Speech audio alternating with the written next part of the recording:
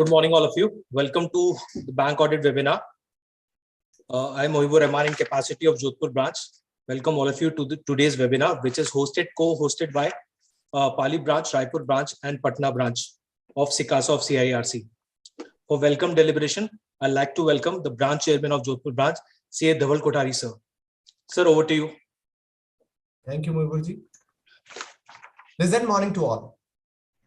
I, CA Dhaval Kothari, on behalf of Jodhpur branch of CIRC of ICI, welcome you on today's program on bank audit. I extend a very warm welcome and greetings to speaker of today's webinar, CA Amit Jain, and guest of honor, Chairman CICASA of CIRC of ICI, CA Anil Kumar Yadav ji. I also welcome CA Dhanpat Gadia ji, Chairman Pali branch, CA Gulsan ji, Chairman Patna branch, CA Amitabh Dubey ji, Chairman Raipur branch, CA Ankit Parak ji, CICASA Chairman of Pali branch, CA Sonu Kumar ji, CICASA Chairman of Patna branch, CA Gopal Agarwal ji, CICASA Chairman of Raipur branch, CA Hemant Lohiya ji, CICASA Chairman Jodhpur branch, and all other managing committee members. I also welcome all the participants, future chartered accountants and viewers. Beginning of a new financial year always start from bank audit. We have seen lots of changes in bank audit era, manual calculations to technology-driven workings. All stakeholders of banks rely on reports given by chartered accountants. So it's a big responsibility on our shoulder. And we are giving results as per their expectations. I hope today's program will enhance your skills and will be useful in upcoming bank audits. Not taking much of your time. Over to you, Moiburji. Thank you.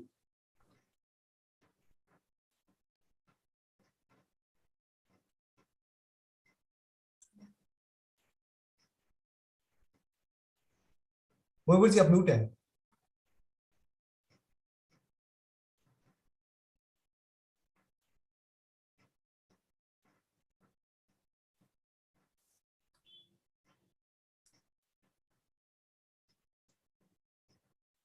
मोहिबुर ji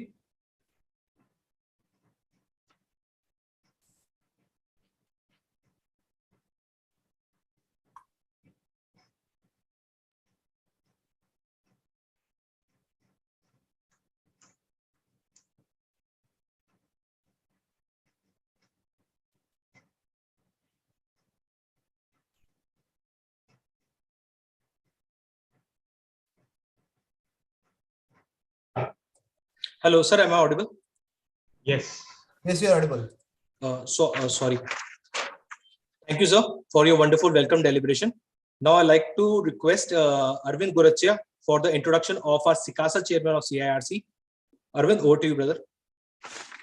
Thank you, sir. It is my extreme pleasure to be the part of this webinar. We have a chief guest honor, CA Anil Kumar Yadav, on our webinar. CA Anil Kumar Yadav is BCom, FCA, FAFD, CCA, CCS. He completed his CA in May 2005, and in these 16 years of long experience, he has served many posts of ICAI. Currently, he is chairman of CICASA CIRC 22-21, served chairman of Jaipur branch of CIRC of ICAI 2021, vice chairman of Jaipur branch of CIRC ICAI 1920, and secretary at Lions Club Jaipur 16-17. And ex-joint secretary and executive committee member of Tax Consultant Association of Jaipur 15-17. Sir, in his early career, has served many state PSUs and central PSUs. He has served Rajasthan Electricity Board as an accounts officer and Hudco Delhi as an assistant financial officer. Sir is also engaged in philanthropy and sports activities.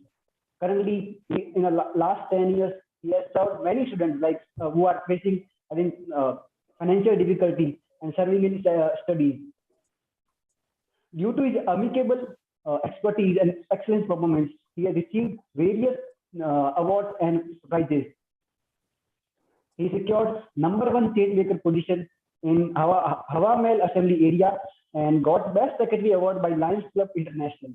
He has also won 21 kilometer half marathon organized by many sports institutes. So, concluding my speech, I request Moibur Rahman to hand over next speech. Thank you, sir. Thank you, Arvind, for the wonderful deliberation of introduction of our CICASA Chairman C. Anil Kumar Yadav, sir. Sir, over to you for your today's deliberation. C. Anil Kumar Yadav, sir. Thank you so much, Rahman bhai. Thank you so much, Arvind bhai. Respected Amit Jain ji, our today's speaker.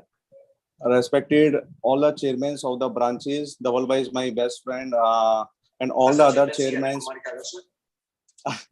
and all the chairmen present here from Pali, Raipur, and Patna. A very good morning to all of you, and a future of our profession. A very good morning to all of you, friends.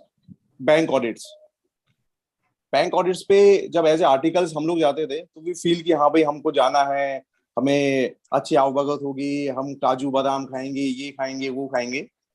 लेकिन जब bank audit पे जाते तो पता लगता था यहाँ तो बहुत ज्यादा काम करना पड़ता है। हमें सुबह 10 से लेके रात को 10 बजे तक काम करना पड़ता था। सेम मैं आप लोगों से रिक्वेस्ट करूंगा, बिकॉज एज यू नो कि कुछ बैंक ऑडिट्स अभी कम हो रही है। उसका रीजन कहीं ना कहीं ये है कि जो क्वालिटी वर्क हमें देना चाहिए तो कहीं ना कहीं उसमें हम लोग पीछे रहे हैं। I request all of you present here and who are going to for bank audits, आप प्लीज बैंक ऑडिट पे जाएं तो कुछ चीजों को ध्यान रखें। It's not a rocket science, यहाँ रॉकेट साइंस कुछ नहीं है बैंक ऑडिट पे। टेक्निकली तो अमित जी हमें बताएंगे, सिंपल है। बैंक ऑडिट में लोन्स की जो भी फाइल्स आपको देखनी है, सैंक्शन लेटर हर एक लोन के अंदर आपको मिलेगा। मतलब आप कोई भी लोन सैंक्शन होता है तो एज ए लेमैन आप सोचेंगे कोई भी लोन सैंक्शन होगा तो उसके अंदर एक सैंक्शन लेटर होगा। जो सैंक्शन लेटर होगा उसके अंदर कंडीशंस होंगी, आपको वो कंडीशन चेक करनी है कि ऑल द कंडीशंस कंपाइल और नॉट, जो भी उनका कंप्लायंस हुआ है या नहीं हुआ है। कंप्लायंस नहीं हुआ है तो उसका रीजन क्या है वो आपको राइट डाउन करना है, और जो भी आपकी टीम वर्क है, जो भी आपकी टीम है, टीम में आपको उसको बताना है। और जैसे अगर मैं राजस्थान की बात करूँ, राजस्थान में हमारे ज्यादा केसीसी लॉन्च होते हैं, जो अगर हम वहां जाते हैं तो ओडीसीसी के तो बहुत कम लॉन्च रहते हैं, किसान क्रेडिट कार्ड के लॉन्च हमें ज्यादा रहते हैं। तो आपको कंसेप्ट समझना है क्रॉप सीजन का। There are so many dispute, सब कुछ है, कोई कहता है 6 महीने, 8 महीने, 12 महीने, वो कि हमारे स्पीकर सब बताएंगे। बट मेरी आपसे रिक्वेस्ट है, हमारी जो बाइबल है, हमारी जो गीता है, हमारी जो कुरान है बैंक ऑडिट के लिए, इट्स द आरबीआई के master circulars and the guidance note issued by ICI. आप प्लीज ऑडिट पे जाने से पहले पढ़ें जरूर उसे, ऐसे ही ऑडिट पे ना जाए। गाइडेंस नोट जो आईसीआई ने इशू किया है, मास्टर सर्कुलर जो आरबीआई के, आप उन्हें पढ़ें। उसमें क्या क्या है, एसएलबीसी के लिए क्या क्या है, क्या कंडीशन है, और वो आप बिल्कुल आप उसके अंदर उसका इंटरप्रिटेशन करें, अपने सीनियर से पूछें, अपने बॉस से पूछें। और मैं आपसे ये भी शेयर करना चाहूंगा कि CIRC is going to organise a help desk. ये और हम एक हेल्प डेस्क स्टार्ट करने जा रहे हैं जो कि 5 अप्रैल से लेके 10 अप्रैल तक लाइव रहेगी। उसके अंदर आप लाइव क्वेश्चन पूछ सकते हैं। अगर आपको ड्यूरिंग द ऑडिट कहीं भी कोई प्रॉब्लम आती है तो 7 to 8 टाइम रहेगा। उसके बाद 7 to 9 आप ऑडिट से आने के बाद में डायरेक्ट आप हमसे जुड़ सकते हैं जूम के ऊपर। और any query during the bank audit, अगर आपको लगता है कि सर ये प्रॉब्लम है, मुझे ऐसा लग रहा है, बैंक मैनेजर से कह रहा है, तो आप बिल्कुल CIRC से पूछे। और नॉट ओनली फॉर CIRC, जो ब्रांचेस हैं, ब्रांचेस भी सब अपने लेवल के ऊपर हेल्प डेस्क ओपन करने जा रही हैं। तो प्लीज आप लोग कोई भी अकाउंट छोड़ने से पहले, आपको अगर हल्का सा भी कंफ्यूजन है किसी के अंदर, तो किसी भी डिसीजन पे पहुंचने से पहले एक बार कंसल्ट जरूर करें। और बाकी तो सब हमारे सर यही है। मैं उस आके रिक्वेस्ट करना चाहूंगा, ऑल द CICASA चेयरमैन भी यहाँ हैं, कि आपको कभी भी कोई भी प्रॉब्लम हो, स्टूडेंट्स को कभी किसी से रिलेटेड, एजुकेशन से रिलेटेड हो, एग्जाम फॉर्म से रिलेटेड है, किसी से रिलेटेड हो, तो आप प्लीज किसी भी ब्रांच में चेयरमैन, CICASA चेयरमैन या किसी भी RCM CCM से कांटेक्ट करें। और कहीं कोई आपको अगर कोई लगता है कि मेरे से भी कोई बात करें तो please any time I am available for you. आप प्लीज आप बात करें। और वी आर आल्सो प्लानिंग की अभी हमने देखा है, जैसे जब एग्जाम का टाइम आता है तो कुछ जो दूर के बच्चे होते हैं, जैसे मैं जोधपुर की बात करूँ, जयपुर की बात करूँ, तो आसपास सराउंडेड एरिया में 50 किलोमीटर से 100 किलोमीटर में जो बच्चे होते हैं, जो एग्जाम के अंदर आते हैं एग्जाम देने, तो उन्हें थोड़ी प्रॉब्लम होती है आने और जाने में। उनका जो कम्यूट टाइम है 2 से 3 आवर्स लग जाता है। तो प्लानिंग की हम लोग एक लेवल के ऊपर उन्हें जयपुर में या जोधपुर में, जो भी उनकी सिटी है, चाहे पटना हो, चाहे रायपुर हो, एनी प्लेस जहां भी हो, वहां उनको हम प्रोवाइड कराएं, वहां रहने की व्यवस्था हम प्रोवाइड करें। We are working on it, so don't worry, and best wishes for your exam and best wishes for your bank audit. Thank you so much. It's all. Thank you, Anil sir. Thank you, Anil sir, for your wonderful deliberation. Now I request Aman Shrivatsava for the introduction of our today's learner speakers, C. Amit Jain sir.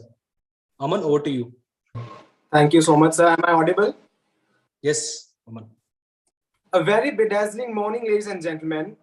I really feel ecstatic today to welcome guest speaker of today's webinar, who has been a part of the Institute of Chartered Accountants of India for over 25 years, having 16 years of experience in CA practice, 6 years exposure working as a manager in Vodafone and Genpact, who is a lifetime member of the Bombay Chartered Accountants Society and also was a member of Managing Committee of Jodhpur branch of CICASA ICI for the term 2019 to 2022, and who delivered sessions on concurrent audit in banks like State Bank of India, Bank of Baroda, and in many seminars. So ladies and gentlemen, a huge round of applause for our today's speaker, none other than CA Mr. Amit Jain. Over to you, sir. Okay. Thank you so much, Aman. Good morning to all of you. I mean, it's always been pleasure sharing the thoughts on the bank audit.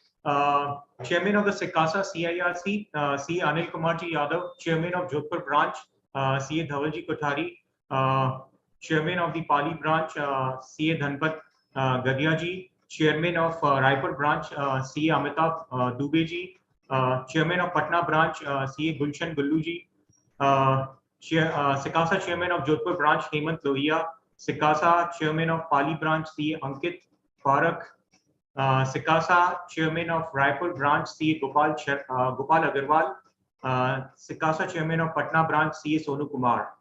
So among the galaxy of the chartered accountants that we have here, it's always good to have, good to share the knowledge. And as rightly said by CA Anil Kumar Yadav, he has already shared, working from 10 to 10 during the bank audits. So that's how it is. Maybe you've done it 15, 20 years back, but today also the same level of energy is being required.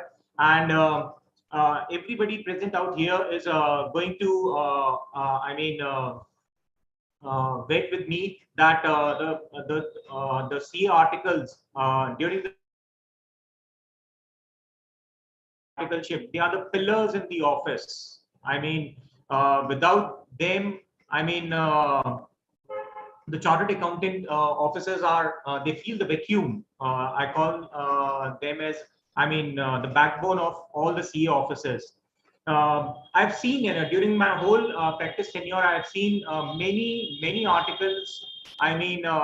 Performing exceedingly well. They have done it. They have changed the whole reporting scenario that we might have been doing. So that is the impact that the chartered, the future chartered accountants have. So I'm really happy to share my bank audit experience with you all. So I'm just going to share my screen.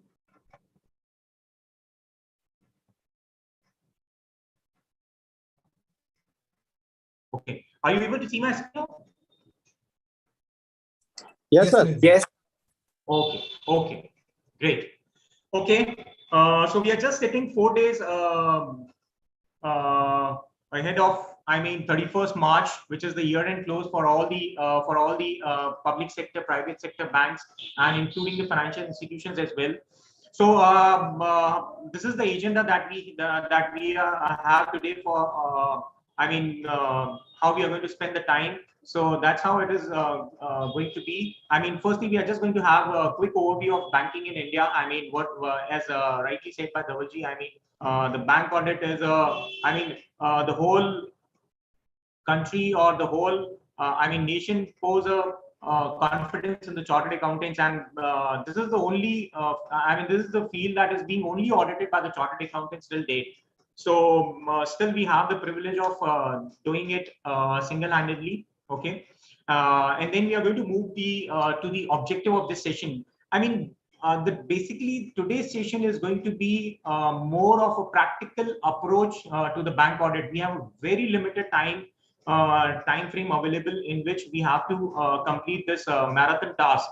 Okay, so we are just going to quickly discuss about the objective of this session and your contribution in the bank audits, and then we are going to move to the challenges and the concepts of the bank audit. Okay, there are going to be few terms that we need to understand. And practically, again, I mean, no, there's going to be more focus on the practical aspect of doing the bank audit. Okay, and then it is going to be useful for, I mean, the people who are going to do it first time, and it's going to be more useful for the people who are doing it maybe second or the third time. And then we are going to move on to the before the start of the audit and the first day at the branch. I mean, we are just going to discuss. I have a few of the, I mean, say emails also. I mean, where we are going to list down all the requirements that we have from the bank audit. And then, I mean, I always consider the articles having a very good knowledge of the technology. Okay, I mean, so that's how, I mean, that's where the combination of your, I mean, say of your bosses and you make it a perfect blend for, I mean, giving out the good audit reports. So we are going to understand few concepts of the financial commands. Everything in the bank audit is being, I mean, is going to revolve around the system. Okay, so we are just going to discuss about the few financial commands. There are the other software, say for example, State Bank of India. They are using, they do not use the financial. They use the bank software from the TCS. So we are just going to understand, I mean, from the practical aspect, how we can pull the reports from there. Then we are going to have, we are going to discuss about the long form audit report. And then finally, I mean, just to recap, or we are going to spend some time on the quiz, and then finally the wrap up. So that's how we are going to spend 110 or 120 minutes that we have from here. Okay, I hope you all are fine with the agenda that we have for today. Okay, quickly moving on.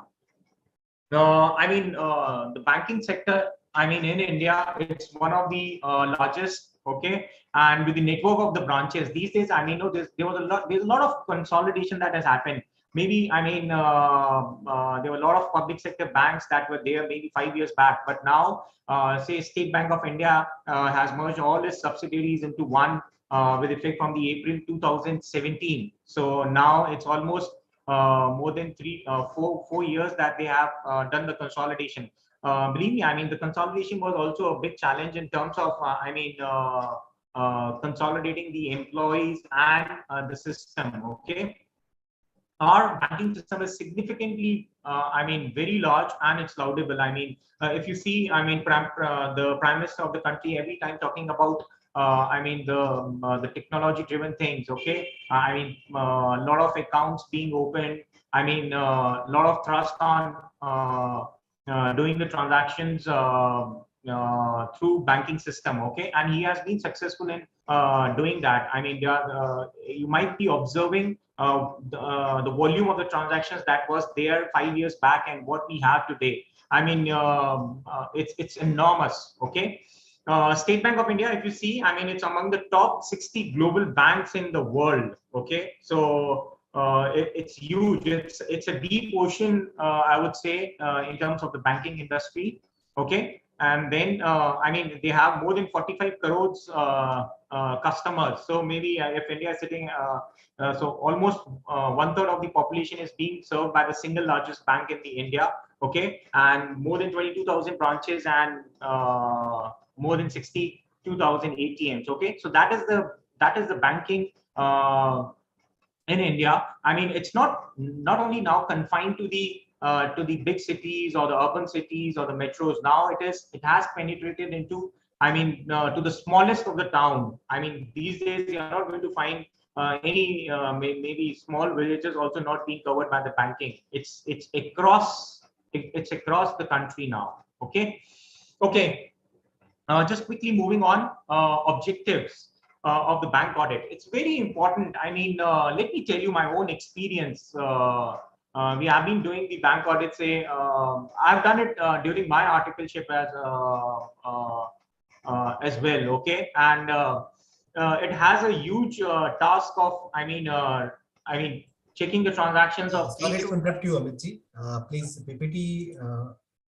उस 4th number PPT पे नहीं है अपन अभी, first पे ही है. Sorry, PPT change किए ना, करिए ना उसको. Yeah, okay, I have moved on. It's showing objectives of the bank audit. No, it's on bank audit webinar only. Oh, is it? Yes. Okay. Can you see it now? Yes, now.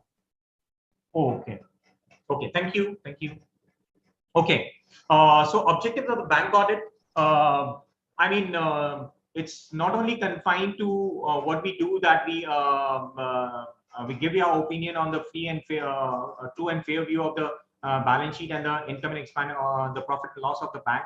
But there are a lot of things that are being covered besides the true and fair opinion, which is, the main part is being played by the long form audit report. There's a lot of reporting that needs to be done. The audit planning is the most important thing that we need to do. I've always seen, there are always a few gems in the offices. Few gems. There are, few articles, who are very good at executing the work, and those are the skills that are required when we are doing the bank audit. Let me share with you my own example. If we have to say do the outstation audits, okay, so the articles, they they plan it, how the logistics, when they are going to go, at what time they are going to reach, what time they are going to come, at what time they are going to reach to the branch. I've seen the articles are also, requesting the branch managers or the chief managers to bring the, not going out for the lunch and just devoting their time in the branch, okay, so that they cover the more areas for the bank audit. So that is the level that we have in our offices. So I feel always very good, when we have so dedicated the C articles. So that is what the that brings the strength to our profession and to our audit. Okay. While doing the audit, we also need to maintain the audit working papers. Few of the many of the firms, they are being under the peer review as well. Okay, so during the peer review, we need to establish, how we have done the audits and what are our audit working papers. So we start with the audit program. Okay, during our interaction, I'm also going to share with you the audit program, the various checklists that we need to that we are going to fill. Okay, so those are the things that we are going to cover during the interaction that we people are going to have. As I told you earlier, it's going to be of a more of a practical thing that we can do as a CA student during the bank audit. Okay, and we're going to try that. You learn new things from the interaction that we people are going to have. Your contribution is immense. Dhaval ji, my slides are moving. You can see the objective of. No, it's not. You are still on objective of bank audit. Okay, maybe I'm just then. Okay, and is it now? You can see objectives. Yes, it's okay. So maybe what I'm going to do is I'm just going to maybe press escape and then share the slide. Okay, so the whole objective of this session is going to be, your contribution.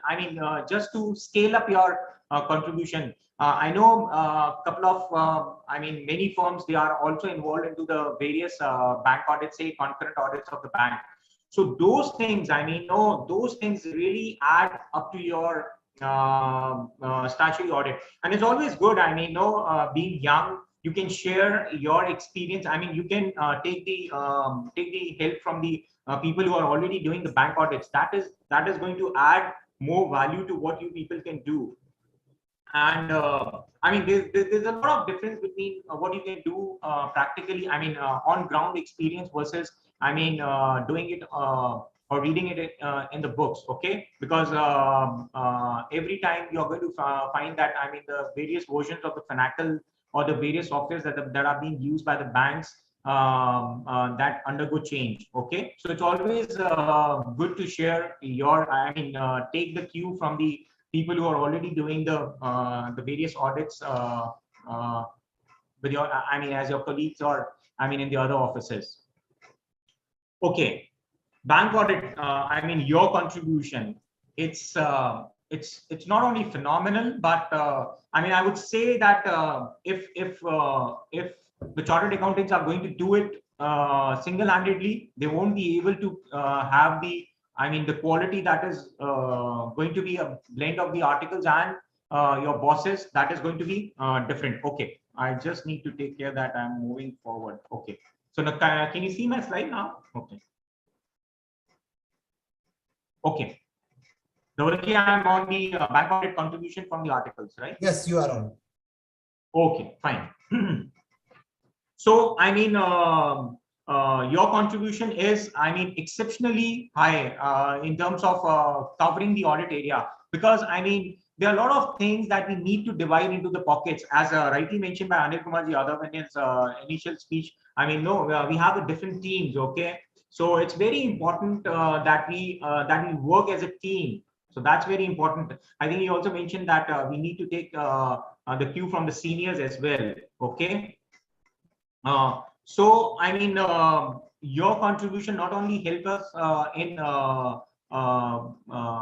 more coverage in our audit reports, but also it adds quality, because I mean, you have those technical skills, you can use the data in the Excel. Other day, I mean, Dhavalji was just mentioning that how we can use the I mean, no, we can the data that we get from the branches, how we can convert it into the Excel and then, I mean, use it during our audit. So that was a very fantastic idea. I mean, the data that we get, and if we say convert it into the Excel and use it during our audit. For example, I mean, he was just mentioning the dates, the date of the documents that we have, or the stock statements. That is going to make our life more easy, right? And with your Excel skills and with your analytical skills, that is going to be again adding more value to the audit process that the people do. Okay, so I mean, I would say you are on a driving seat when we are doing the bank audit. So that's how I define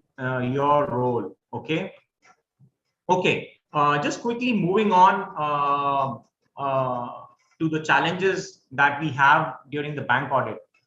The biggest challenge is, I mean, 365 days work we have to do in just maybe 5 days, because there are a couple of the branches that we people have to say a CA firm is doing 2 or 3 branches. Okay, so roughly we are going to start. I mean, as we are speaking, as we are, I mean, interacting today, maybe a couple of CA firms, they've already started the bank audits. Okay, so today being Sunday, but still, I mean, they've started their bank audit work. Okay, they've started checking the loan files. They have started analyzing, I mean, how the non-performing, I mean, the critical accounts are moving. Okay, so I mean, if the basic and the most important thing is your audit planning. I mean, that if you have done your good homework, I mean, believe me, you're going to add a lot of value to your bank audit. So the most important thing is, I mean, doing a good amount of homework. When we are, I mean, forming the teams, for example, I can share with you, I mean, since we people are also going to do the statutory audit for one of the banks, the staff, I mean, the articles in our office, we have already started giving them the flavor. Say we are doing the content audit of maybe another bank, right? So, I mean, people who are not all involved in the concurrent audit, we have started sending them to the branch to see the loan documents, how, I mean, how the structure of the file is, because it's very important to know and to understand. Okay, I think you might be able to see the next slide. Some challenges that is there. Dhavalji, I think it's fine. I mean, I just keep on forgetting. I mean, I have to be on the slide. That's there, right? Okay, thank you. Okay. So, I mean, I was just saying that we need to have the flavor of the bank audit. If we have a chance that that we can have it before, I mean, hitting the flow, so that is going to be really great. Okay, because the loan documents, they are very, very important, and we need to check them each and every file. I mean, that is going to be there, because in the long form audit report, I mean, there are there's some mandatory coverage to be done while doing the bank audits. Okay, we need to even number, I mean, give us the perfect information that which is the account that we've audited, including the name of the account number, and the sanction limit of that. So, and we also need to report that we have done the exhaustive checking right from the application form till the final disbursement. Okay, so we are also going to, I mean, see the checklist that is going to be there for the loan accounts. Okay. Then some gap in the academic knowledge, because I mean maybe a few articles you are going to do it for the first time. And say if somebody tells me during my articleship that I have to go to the bank audit, then I mean it comes to my mind what I'm going to do, what exactly I need to do. So that's why I mean we are going to deliberate upon. I mean we are going to see what we need to do on the first day, okay, and before the start of the audit. That is going to make your life very easy, okay. And that's the sole motto that we people are I mean interacting today, okay. Always, I mean, you people already have might be having the experience. It's very difficult to get the information from the client, okay, unless and until you have the required knowledge. So it's always works on the pull model. I mean, you have to get the information from the branches. It's never that the credit officer or the other officers in the bank, they are going to come and give the information to you, okay. So it's going to be your skills, your technique to get the information from them, okay. There are a lot of things that works on the pull model rather than on the push model, okay. The biggest challenge, I mean, as the first bullet point says, I mean, to complete it with the highest, I mean, to complete it in a limited time frame. We have, I heard a couple of times the senior chartered accountants, I mean, they always say that we have the biggest challenges in terms of getting the bank audits completed in a limited time frame. So that's how, I mean, that's where the role of the whole team comes together, okay. If I have a good team, the people who are working with me are giving the desired results, so that is going to maintain the highest audit quality, and that is where your role is going to be I mean immense. So sorry, PPT slides. okay, PPT slide you can see. I mean I'm just on the some challenges that is there. Okay, you are on some challenges. Yeah, I'm just on the bullet point number 4. Okay, I mean, there are some challenges in the form of the data analysis. Okay, the first thing that you need to do is, I mean, take the list of the loan accounts. Okay, and since it's going to be maybe in the mostly it's going to be in the notepad, so we need to convert it into the Excel and then, I mean, form the different tabs for every area of the audit. We are going to see it later during our interaction. Okay. It's very important that we start the bank audit early. It should not be, because I mean, practically you're going to find it. I mean, if you're going to call to the branches, they are going to say that our returns are not ready. I mean, the financial statements, they are going to be generated from the system maybe somewhere on 3rd of April or 4th of April, right? But I mean, you do not need to, I mean, those are the end results that we need to check, okay? But the audit process can be started way before. Okay, in terms of checking the loan files, in terms of checking the documentation part of the bank. Okay, so it's very, very important that we start the bank audit early, because that is going to give us some cushion in terms of, I mean, in expanding our coverage area, and also I mean adding value to our audit process. Okay. It's very, very important since we have limited resources available. Okay, it's not like we can send say 7 people to one branch and then they do the audit. I mean, it's practically it's not feasible. Okay, so we have I mean, because there's a sitting capacity constraint also. It's not like that. I mean, 7 people can go at one point of time and they can sit in the branch and do the audit.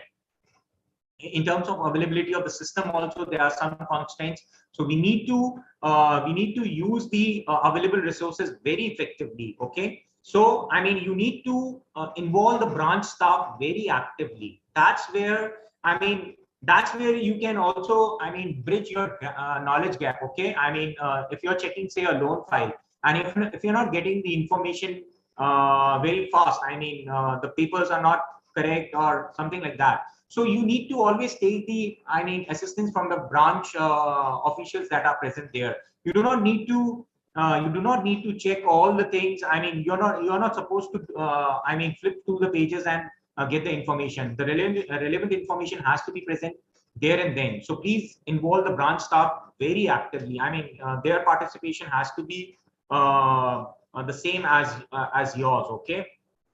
Okay. It's very, very important that we go by the materiality concept. Okay, as always guided by our institute. I mean, we need to 80-20 rule also we need to follow. Okay, I mean, we need to cover the large advances as a part of the audit. So always, whenever we get the data in the Excel, always sort it in the descending order. Okay, I mean, we need to start from the highest sanction amounts, and then we need to flow on to the lower levels. We should not be starting it from the low sanction limit accounts. Okay, as I mentioned earlier, I mean, audit planning, that is going to be very important in terms of doing the audit effectively. If we know, for example, if we are sitting today, say on the 27th of March, we know what are the holidays that are going to be say in the month of say in the first 2 weeks of the April.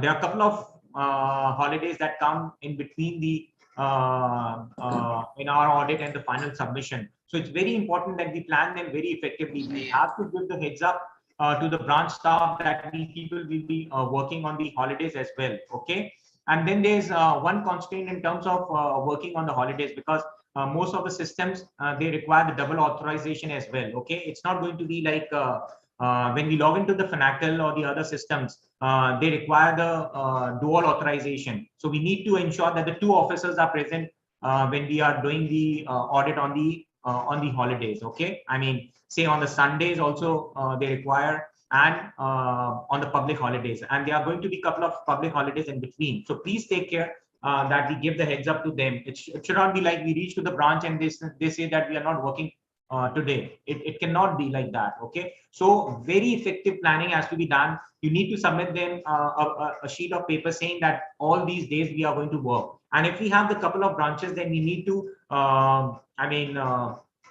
plan it which team is going to move from one branch to another. Okay, it's very important that once we do the audit planning and then we move on to the branches and we spend the maximum time out there. Okay, I mean, it should not be like we have collected the number one. I mean, you should never, I mean, it's never it should not be like you collect the information and then you come back to the office and do the analysis.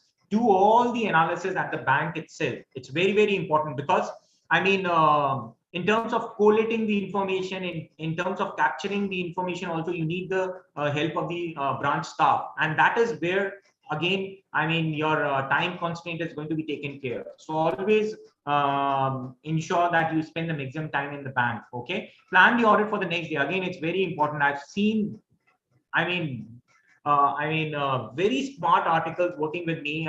Whenever say if you're going to a bank, right, then they have a piece of paper that these are the things that they are going to cover during the next day. Okay, then they hand over. I mean, I can share with you. There was one article working with me. His name was Nitin. Okay, so we were doing the audit for one of the statutory audit for one of the banks, which was, I mean, specialized in the foreign exchange as well. Okay, so in terms of getting the information for the foreign exchange data, it's really typical. Okay, so I mean, we read the he has read the guidelines, the closing circular. It's very important. Okay, we are just going to deliberate upon the closing circular being issued by every bank before the before they hit the 31st March. Okay, so we are just going to discuss upon that. It's again a Bible, as mentioned by Anil during his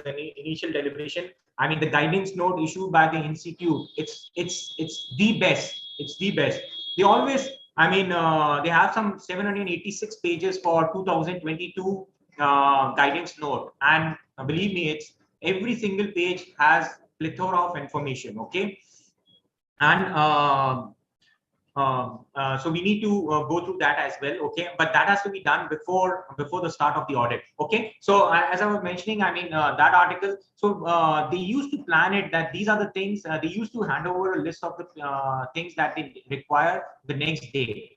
So what they used to do was, I mean, they used to sort the advances accounts that they are going to audit the next day. So I mean, they used to ensure that those files are available before they come tomorrow. So it's very important. I mean, the files are being taken, say, by the peon, and the peon is not going to come tomorrow. So then, I mean, the officials, they are going to tell you that, I mean, the peon is not there today and we will not be able to give you the files. That cannot be, I mean, that cannot be an hindrance in our audit. So I mean, you always need to ensure that we are going to. Okay. We just need to ensure that whatever we are going to do tomorrow, we hand over one piece of paper to the branch official and ensure that the things are going to be in place when you reach to the bank the next day. Okay. As I mentioned earlier, I mean, for the Sundays and holidays, you need to inform the branch head to open the branch on the said day, and also you need to ensure that two officials are present for authorizing the transaction the next day. Okay. So those are the things that this is going to be. This is where, I mean, where it can make your life very easy, very easy. Believe me. I mean, if we plan it in such a way that and it gives a very good impression on the branch officials as well, okay, that they are knowledgeable, and then they share their, I mean, their views with you very easily. Because I mean, if you people are going to depict that you people have the knowledge, okay, then I mean, then their way of I mean, dealing with you as an audit staff, it's going to be completely different, okay. So if we are loaded with the knowledge before we are hitting the branch, that is going to make a lot of difference in our bank audits. Okay. One very important change that has been done in the bank audit. Dhaval, you are able to see the NPA classification slide? Yes. Okay, perfect. Yes. So the RBI has come with a circular on 14th of September 2020. Okay. So that was in the last, maybe not in the current financial year 21-22. That was published in the previous financial year, but that was not implemented by the banks as a whole. Okay. But the RBI has given a later also, I mean, the RBI has issued a couple of circulars in relation to that. And 31st December 2021 was the last date where the banks have to move from, I mean, classifying the accounts, all the loan accounts, they need to classify it through the system. That is the biggest change that has, I mean, that has happened in my opinion, and that is going to change the whole scenario of the non-performing assets reporting. Okay, that's a very important step that has been done.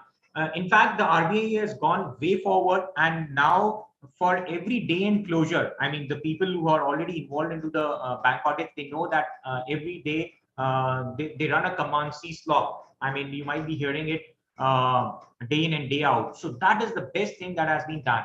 Every day in, I mean, for every day that the bank, the branch closes their books, okay, they have to, the system automatically runs the non-performing assets classification status for all the loan accounts, and it gives, I mean, a beautiful report where we can find out, I mean, these are the accounts that have been made NPA or they have been upgraded. Oh, okay, it's not, it doesn't work one way. I mean, the downgrade and the upgrade, that happens simultaneously through this process, and that is one of the biggest changes that has happened. Okay. RBI is instructed that there should not be any manual intervention as far as the classification of the non-performing assets is concerned. Okay, so that gives us more, I mean, leeway in terms of it gives us more assurance that, I mean, the things are going are in place as far as the asset classification for the loans is concerned, and that is the chunk. I mean, this is the biggest chunk of our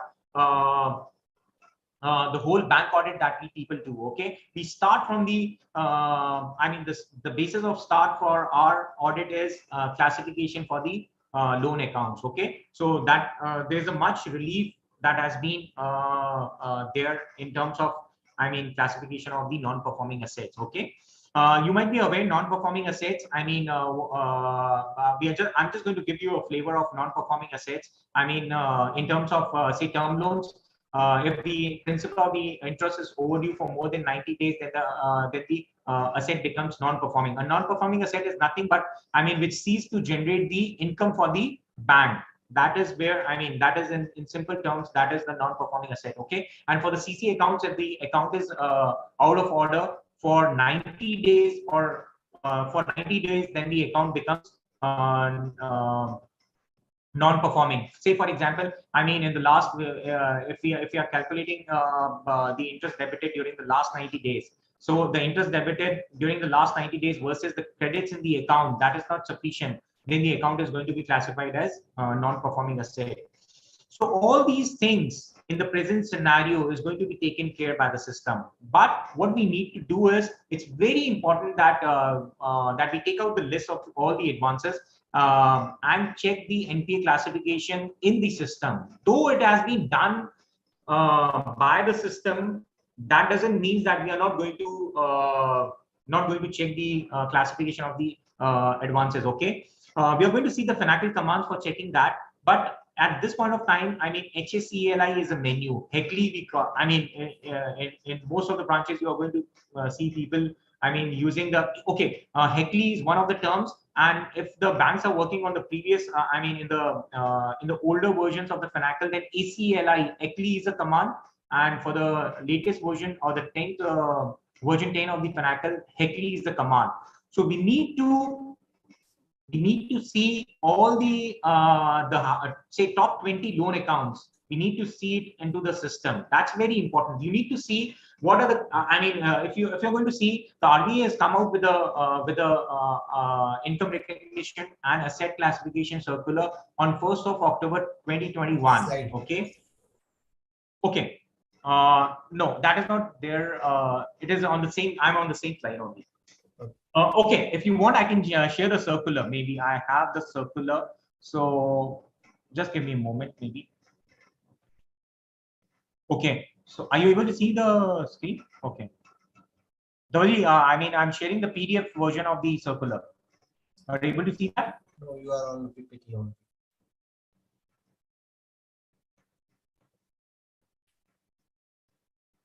Okay, I think I have it.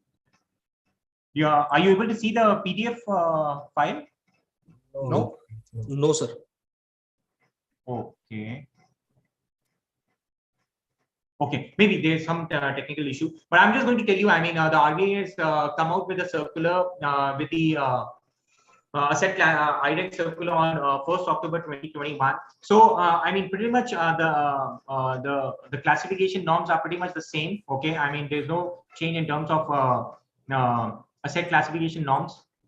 But the most important thing is, as I mentioned earlier, that we need to check the credits or I mean the transactions in the account in the Fanacle for at least, I mean, if we take out the list of the say cash credit accounts or the overdraft accounts and the term loan accounts, we need to sort the list and see that the top 20 accounts, we see the movement, the transactions in the account. It's very important. Okay, if you find anything, I mean, say if you are checking a cash credit account and if you see a lot of credits between say 26th of March and 31st of March, there are a lot of credits in the account, then we also need to see, I mean, the sources of those credits. It should not be like for example, a branch has created another loan account and then they are I mean crediting the this account with the loan account that has been created newly. Okay, so you always need to verify, and the RBI circular on issued on the 1st of October 2021, that also clearly mentions that the auditor has to verify,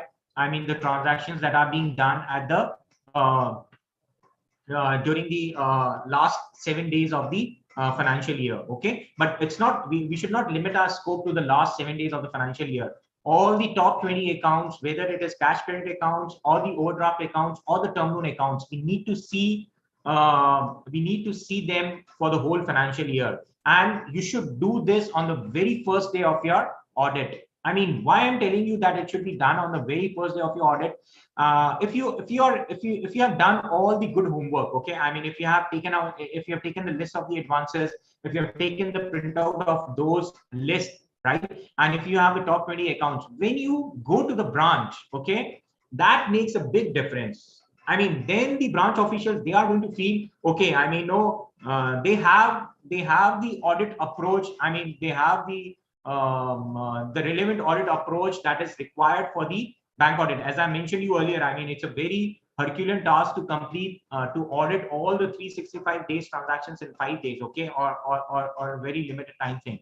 So if we have the various checklists, if we exactly know what we need to do, then it gives a very different impression to the branch staff, and their approach to us, that also changes, and you're going to feel it when you're going to do the audit through this process, okay?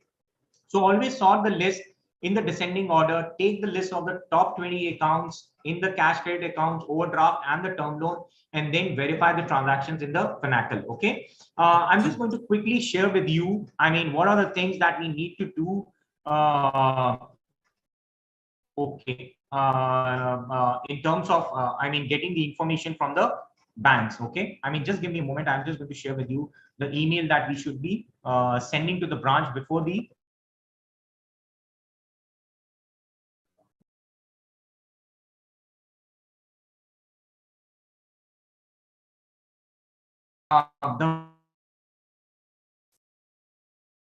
on my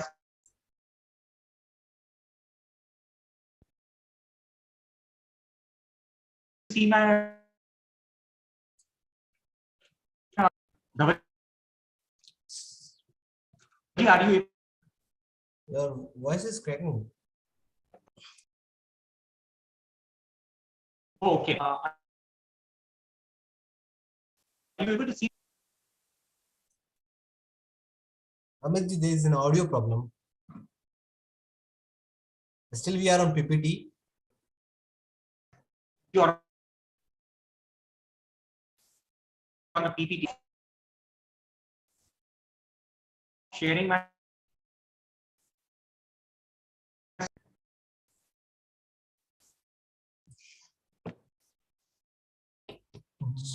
So I think there is a small Either audio word problem.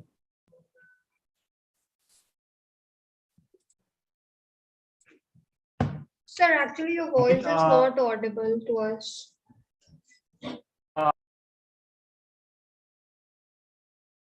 okay. Moment.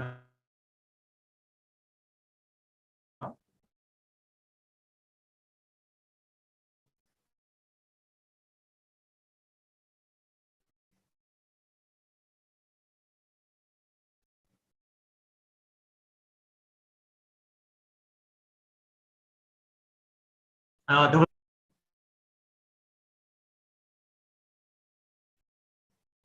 sorry. आपकी audio voice crack कर रही है.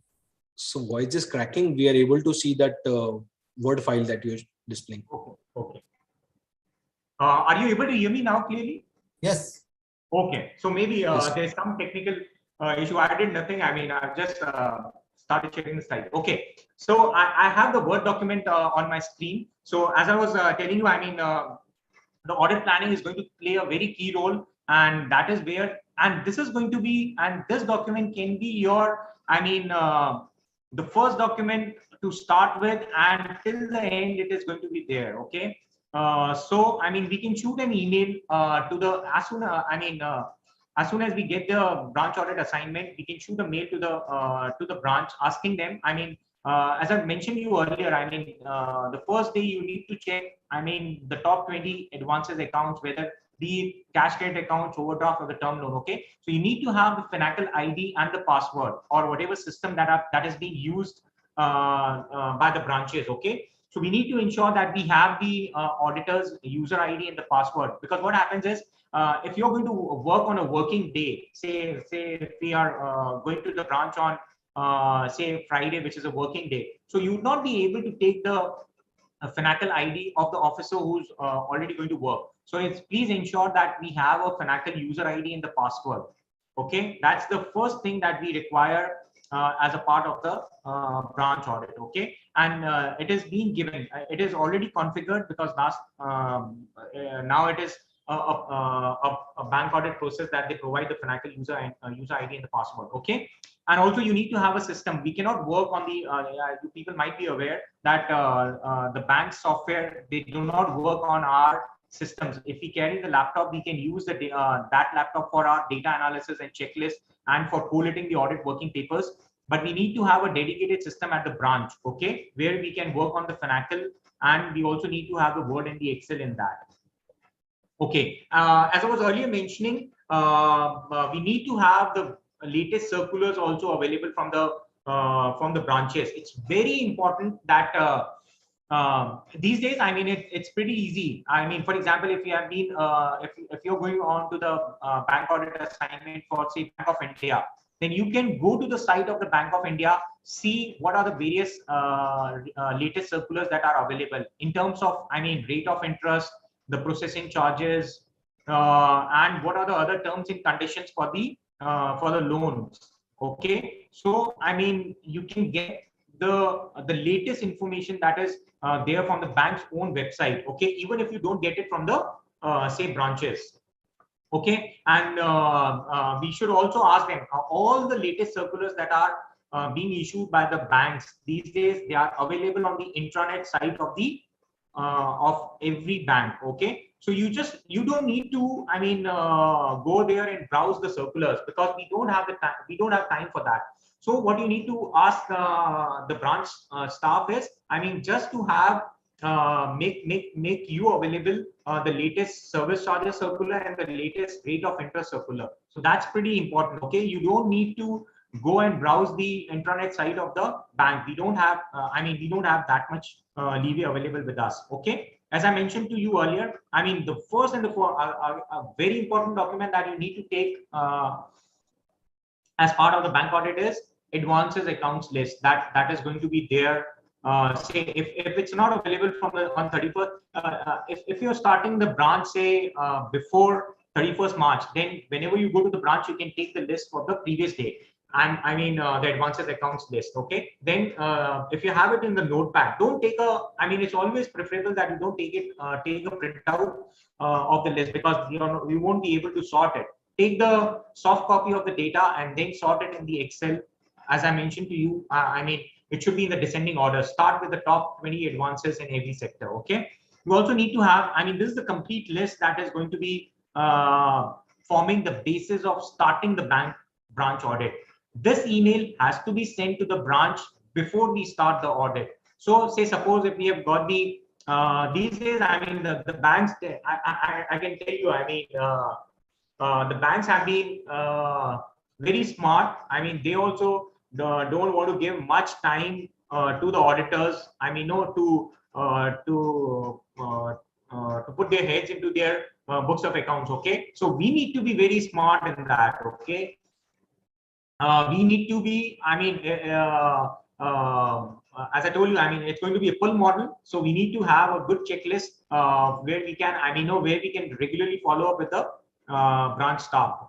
So I mean, we need to do a couple of things before the start of the audit, and that this list should play a major role in, I mean, getting information for you. Okay, one of the important points that I would like to highlight here is, I mean, besides getting the list of all the advances, the probable NPA accounts as on 15th of March 2022. Okay, why I'm saying 15th of March 2022, because that is, again, I mean, once you identify and see I mean, the advances accounts, then the next step should be, I mean, taking this list and I mean, seeing the transactions or seeing those accounts in the financial system or the other system that is there from the bank. Okay, it's very important that we analyze those accounts, because that is where, I mean, where you can find out that the account has been properly being, I mean, properly being maintained as a standard account. Okay, so that's very important. The hard copy of this can be obtained from the credit officer as well, because as we are interacting, okay, I'm sure the branch officials are working on the recovery for the non-performing assets. I mean, the probable NPA accounts. Okay, So they might be going here and there for recovering the amounts in the probable NPA account. So that is again a very important list that we need to obtain and see those accounts in the FNACL. Okay. Then there's a other list. I mean, the other documents that we need to obtain: non-performing assets account as on 31st March and 2021. As I mentioned to you earlier, that we also need to have good analytical skills. Okay, we need to see how the figures are moving. Okay, so we need to take say advances figure, the deposits figure, and the NPA figures. Okay, what it was during 31st March 2021 and what it is today. Okay, and we just need to see how the things are moving. Okay, if there are large number of advances that have been sanctioned during the year, then we need to take out a separate list for the fresh sanctions during the year. I mean, if you can see the point number 13 out here, the fresh sanctions during the financial year 2021-22. We also need to take the list of those fresh sanctions, and we need to check the files relating to the loan documents. So, I mean, you need to be very fast in getting the information. Once you find out the list of fresh sanctions during the financial year 21-22, don't wait for anything. I mean, again, sort it in the descending order and hand over that list to the credit officer, that those are the maybe top 10 files that you require. Okay. When I say top 10, top 20, you also need to take out and check on a sample basis. We need to do the audit for the other loan accounts as well. Okay, so you need to take out the few samples from the the other category of the accounts. Other category means the other list of the accounts. Okay, and then we also need to take the list of the restructured accounts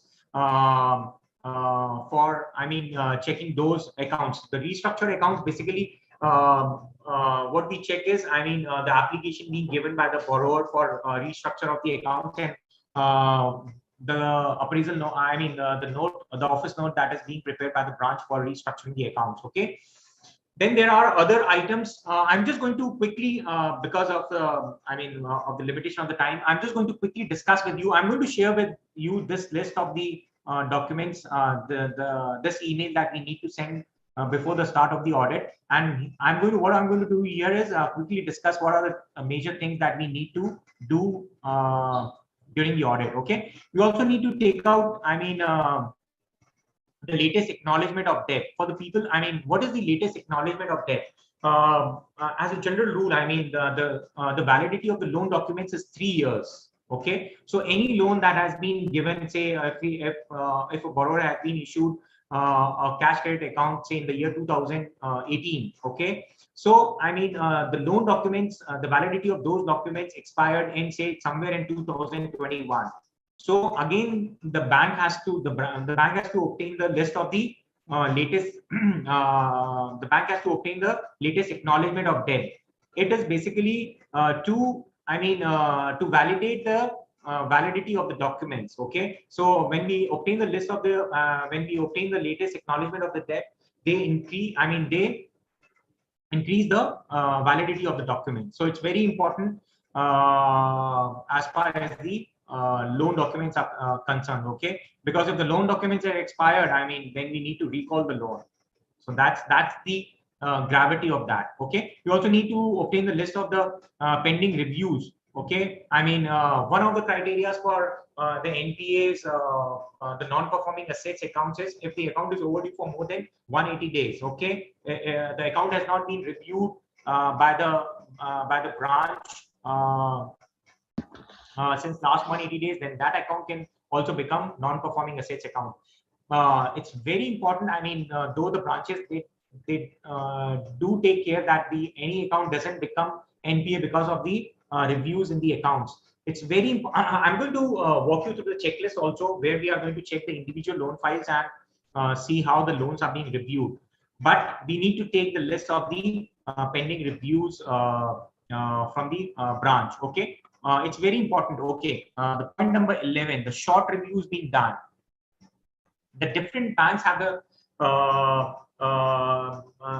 guidelines for the short reviews. For example, say State Bank of India, they have the guidelines that the account cannot be short reviewed for more than twice in a financial year. Okay, or during the tenure of the loan. So, I mean, the short review, if it has been done for the 3 months, so it can be done twice in a financial year, but not more than that. And we need to see very carefully why the account has been short reviewed. Okay, short review. Generally, the account is being reviewed for 12 months tenure. Okay, for example, a CC account, if it is being reviewed on a regular term, it has to be reviewed for 12 months. So if it has been reviewed on the short, not on the regular basis, but it has been reviewed on short-term basis, then we need to identify the reason. Okay, and we also need to take care that it is not the regular practice, or it has not been short reviewed for more than twice in a financial year. Okay, and physical inspection. Okay, that is also very important. I've seen couple of, sharing my own experience with you. Okay, I can share with you one very good incident while we were doing when we went into the verification for the stock verification for one of the borrowers. Say we were doing the statutory audit for one of the borrowers. Okay, I mean that is very a very live example for you people. Okay, the physical verifications, they are very important. If during your audit, if you find something, say there's a 10 crore advance, okay, and you have done the thorough file analysis for that, you have checked say KYC documents, you have checked the stock statements for that, you have checked the regular review that has been done, okay, the loan documents for that, okay. But if you feel that you need to do the physical verification, then yes, you can do the physical verification as a part of your statutory audit. Okay, the branch is going to make the arrangement, but you need to take care. I mean, since it's a very time bound exercise, so we need to plan it very smartly. Okay, so I mean, maybe you can plan it at, during any of your days during the audit, but just make sure that it has to be done very quickly. You should not be doing it for the outstation units. Okay, you need to see the periphery of that unit that you're going to visit. So I mean, sharing my own example, so we have done we were doing the physical verification of that. Okay, I mean, but there were some fishy transactions that we have noticed during the audit. Okay, when we were seeing the account in the financial, and the financial statements were also not looking promising. Okay, so we went for the physical verification. The address of the stock where it is being lying, that was given there. Okay, so we have done the physical verification, and then we were coming out from that unit. Okay, so I mean, as a part of physical verification, they have to click a photograph also. Okay, so we were clicking a photograph, and so we came out of the unit, and there was the display board of the company was also there. Okay, so it was somewhat tilted, and somebody told, no, okay, it's tilted, and so we need to make it proper. Okay, so when somebody was making it proper, they noticed that there was another display board that was there beneath the board that we were doing the audit for, and we unearthed a fraud for that. The unit that we have examined, where we have done the physical verification, that unit was not for the borrower. That was being financed by the bank. Okay, he is taken to a different unit. Okay, he has managed everything in terms of the computer records that were there. He has established the connection with the labor there, that who's the owner of the company, and that was internally managed by the borrower. Okay, so that was the fraud that was being detected during the physical examination, the physical inspection of the unit. Okay, so it's very, very important that you do, wherever you find the things very that are not up to mark, you can do the physical verification of the units. Okay, so that was the fraud that was unearthed during the statutory audit. That was a very different experience. I myself would not have thought that that can be done during the audits. Okay, but that was the level of the thing that can be there. Okay, quickly coming on, we also need to do the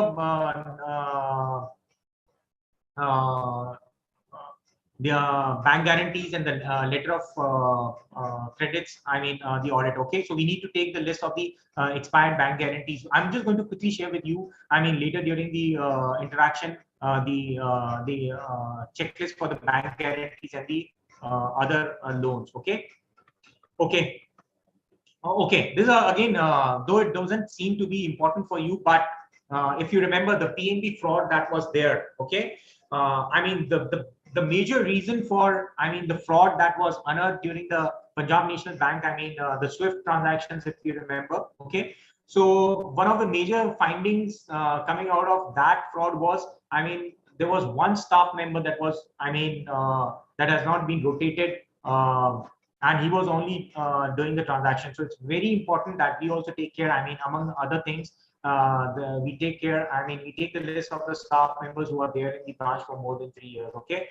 Just to, we also need to, take care. As we might have seen, the objective of the statutory audit is, that the financial statement should be free from the material misstatements. Okay. We need to ensure that whatever, there should not be any fraud during the bank audit. Okay. So that those are the things that may be taken care. Okay. Quickly moving on.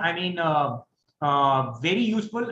Since we have to do the audit for the whole year. Okay. So all the latest reports that are available in the banks. Okay. Be it concurrent audit report, be it their internal inspection report, or be it their revenue audit report, or be it their systems audit report that has been done. So you need to take the you need to take care that you see all the audits that have been done during the financial year 2021-22, because that is going to give you a ready-made information in terms of collating the in terms of getting a fair amount of idea how the branch is working. So always spend some time reading through the reports that are available in the branch. Okay. Again, give them this list and follow up with the branch to get the report. Okay. Okay. There's one more important thing in terms of getting the circulars. That I've already mentioned. We need to have the latest circulars as well from the bank. Very important thing, the balancing of books.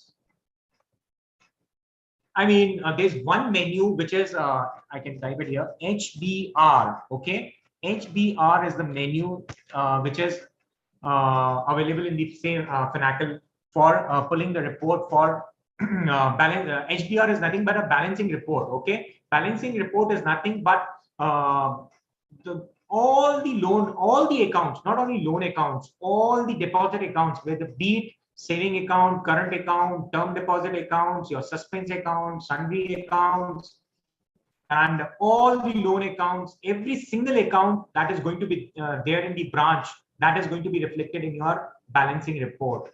So always, please, whenever you go, this report, it takes time. And when you people are going to go into the branches, say if you have gone to the branches on say 1st of April or 2nd of April, you're always going to find that the systems are very slow. Okay. You would not be able to pull out the reports. So what you can do is, there is again I would like to share with you one important thing. Say State Bank of India, they have a common drive where they have all the reports that are being generated as a part of the year-end closing. Okay. So you need to ask them, the FTP folder, they called it. They call that as an FTP folder, FTP. Okay. That is file transfer protocol folder that is there. So all the reports relating to the branch activities that are being that are available there in that particular folder. Okay. So one of them is going to be say the balancing report. Okay. In case that is not available there, then you need to ask the branch staff to pull the balancing report. And what you can do is, the best part is, as I mentioned you earlier, you need to involve the branch staff. You don't need to sit and generate report yourself. You cannot do everything with your own hands. You have to take the help of the other hands that are available. Okay. If you have the additional staff, then it is very good. Okay. But don't, if you're doing, it has to be done in a very smart way. Okay. So you can ask the branch staff to give you the balancing reports. It's very important. Please, I mean, to check this report. And also you need to convert this report into the Excel and see that, I mean, the totals that are available at the end, they are matching. Okay. So it gives you the debit total, the credit total, and the GL totals. You're going to find one of the points in the long form audit report, whether the, I mean, whether the books of the branch are, I mean, the sub ledger and the general ledger balances are matching or not. This is the best report that you can have for, I mean, for a lot of reporting to be done in the long form audit report. Okay. So the menu is HBR. Okay. Okay.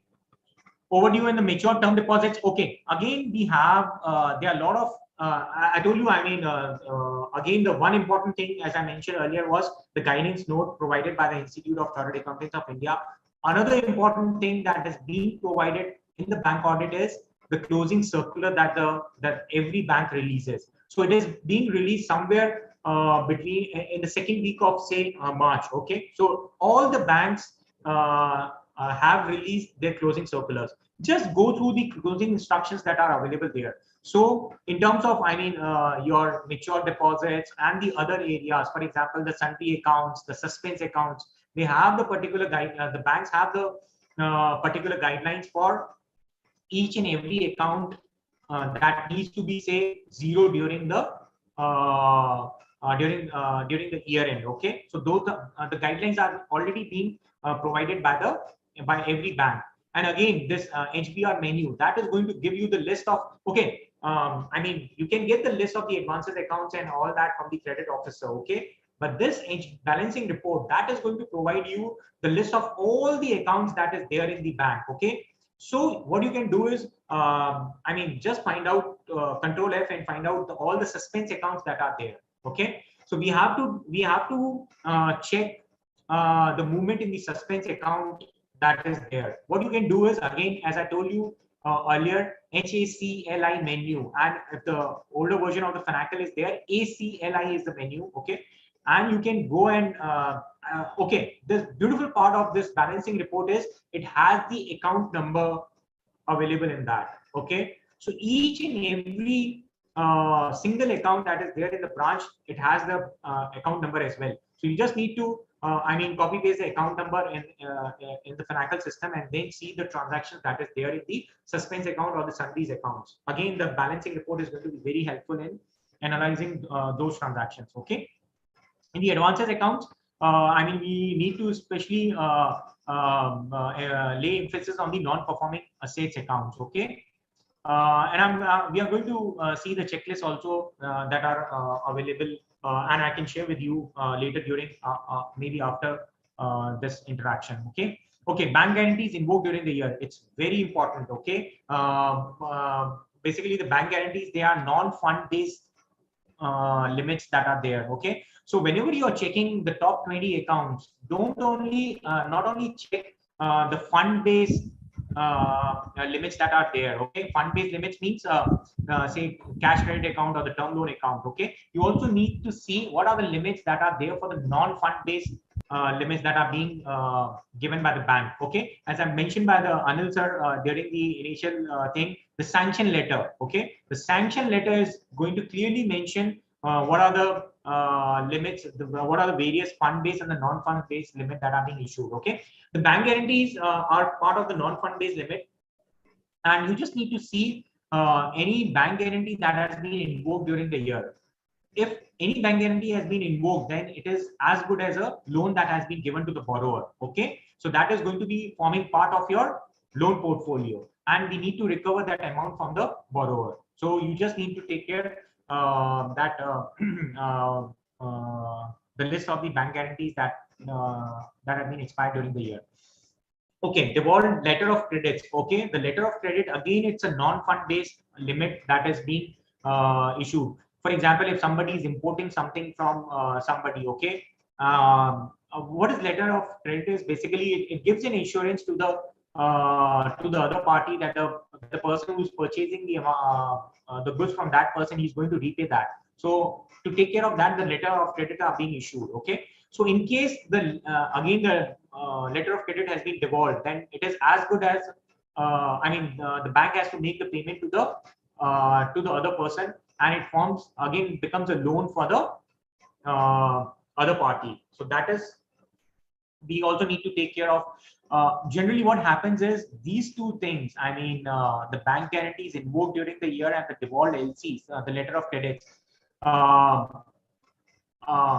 We don't have much focus on the non-fund based part, but it's very important that we take care of the again, I would request you, maybe first half of the first day maybe spent on the top 20 advances, and then maybe you can come to the non-fund based limits again in the descending order. Okay, the highest level, the highest amount of bank guarantees that limit that has been issued, or the letter of credit limit that has been issued to the borrowers. Okay, and just take care that if there's anything that has been devolved, then we need to take care that the bank has recovered the amount from the borrower. Okay.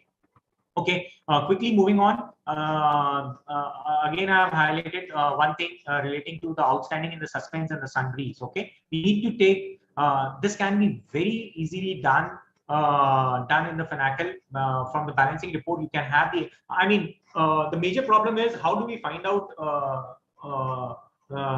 the account number for the suspense and sundries? The best way to get is balancing report. Again, again, I would request you to get the balancing report maybe say 28 March is tomorrow. Okay, so if you already started that, then maybe you can request the branch to give you the balancing report, say maybe of 27th of March or 26th of March. Okay, so that you have the list of all the accounts that are available there in the bank. Okay, long form audit report and tax audits in terms of section 44 AB. Okay, let me tell you, these days many banks, what they've done is they've centralized their tax audit system. Okay, the TDS returns or the GST compliances, that has been centralized by majority of the banks. And now, the branch statutory auditors, they are not maybe required to do the reporting in terms of the tax audit, but yes, there can be a few banks which are still requiring the tax audit to be done by the branch statutory auditors. Okay, and most important thing, okay, the whole exercise that we have done as a part of bank audit, okay, it gets say if you have found out any account that needs to be classified as a non-performing asset, or if you have found out any income leakage that is there, or if you have found out any account that needs to be recalled, or any adjustment to be made onto the 31st March balances, it has to be done through the memorandum of changes. My own personal experience is this MOC, it's a very simple one-page document that is there, but it takes a lot of data to be collated before we fill the memorandum of changes. Again, my request would be, if you have found out any account that needs reclassification, okay, or any revenue leakage that you have found, then you start having a flavor of the memorandum of changes. That is already going to be a part of. Okay, there's one thing. All the branches, all the banks these days, they share the the long form audit report, the statutory audit report, and the other documents that are being, the other annexures that are part of the audit report. Okay, they share all those performers beforehand. Okay, so one of the in the statutory audit report, you're going to find one of the documents as memorandum of changes. So you need to take care that you read that memorandum of changes and you start filling it up during the audit itself. Okay, one thing very important that you need to take care while doing the bank audit is, once you have done the audit for the whole day, okay, so from your checklist you need to start feeding the long form audit report. You should not have a practice, because what happens is if we have large number of data that we need to put it in the last day, say of our reporting, then it takes a lot of time, and you're going to jumble up the information. the best practice to be followed is to start updating the reports every day. So that is going to be very helpful when you're finalizing the final audit report. So you don't need to sit and see all your working papers for that. So what you should be, what your practice should be while doing the bank audit is the transactions or the accounts that you have verified during the day. Okay, you can start putting them into the long form audit report. What we do generally is we have one person who's good at Excel and who's good at feeding the preparing the final reports. So you can give your audit working papers to that person during the audit, and he or she can start feeding the report itself. Okay, so you don't have to worry preparing the audit reports in the last during the fag end of your audit. I've seen many senior chartered accountants also working throughout the night. They go 10 in the morning and they are there in the branch till 10 in the next day. Okay, maybe 24 hours they are just sitting out, and there's a lot of labor that is being put by the chartered accountants along with this staff. Okay, so one of the again smart way of doing the audit is putting the information every day into the reports that are there. Okay, one very big change again, what I've seen the last year, say we were doing say X bank. Okay, so all the reports we used to sign say more than 1,000 pages at the last day. Okay, with the digital signature coming in place, all the reports I think most of the majority of the banks, they have automated, they have put the reports onto the particular software. So for the year-end closing, they have the softwares. We don't have to take the printouts and put our signature on each and every pages. Maybe that used to take 6 or 7 hours practically during the bank audit, but all those hours now have vanished. Okay, so that is again the best thing that has been done by the banks as a part of the bank audit process. Okay, so you can start feeding the report, and you just need to ensure that you are saving it properly. Okay, so I'll say monthly and quarterly reports to be submitted that you are going to come later on. Okay, so just quickly recapping the thing. This is the document that we need to share before the start of the audit. Okay, it lists down all the things that we require during the audit. Okay, I'm going to share it once we are done with the presentation. Okay, I'm just okay. As I mentioned to you earlier. Okay, give me a moment. I'm just going to share with you the checklist as well. Sorry, PPT is not visible. Yeah, I'm just going to share with you the checklist. Just give me a moment.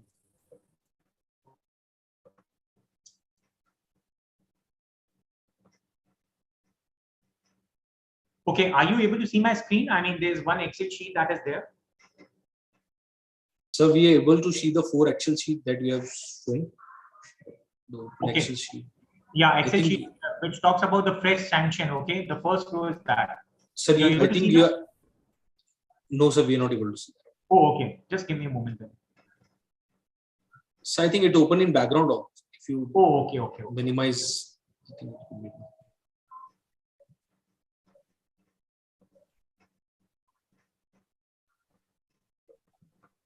Okay, are you able to see the screen now?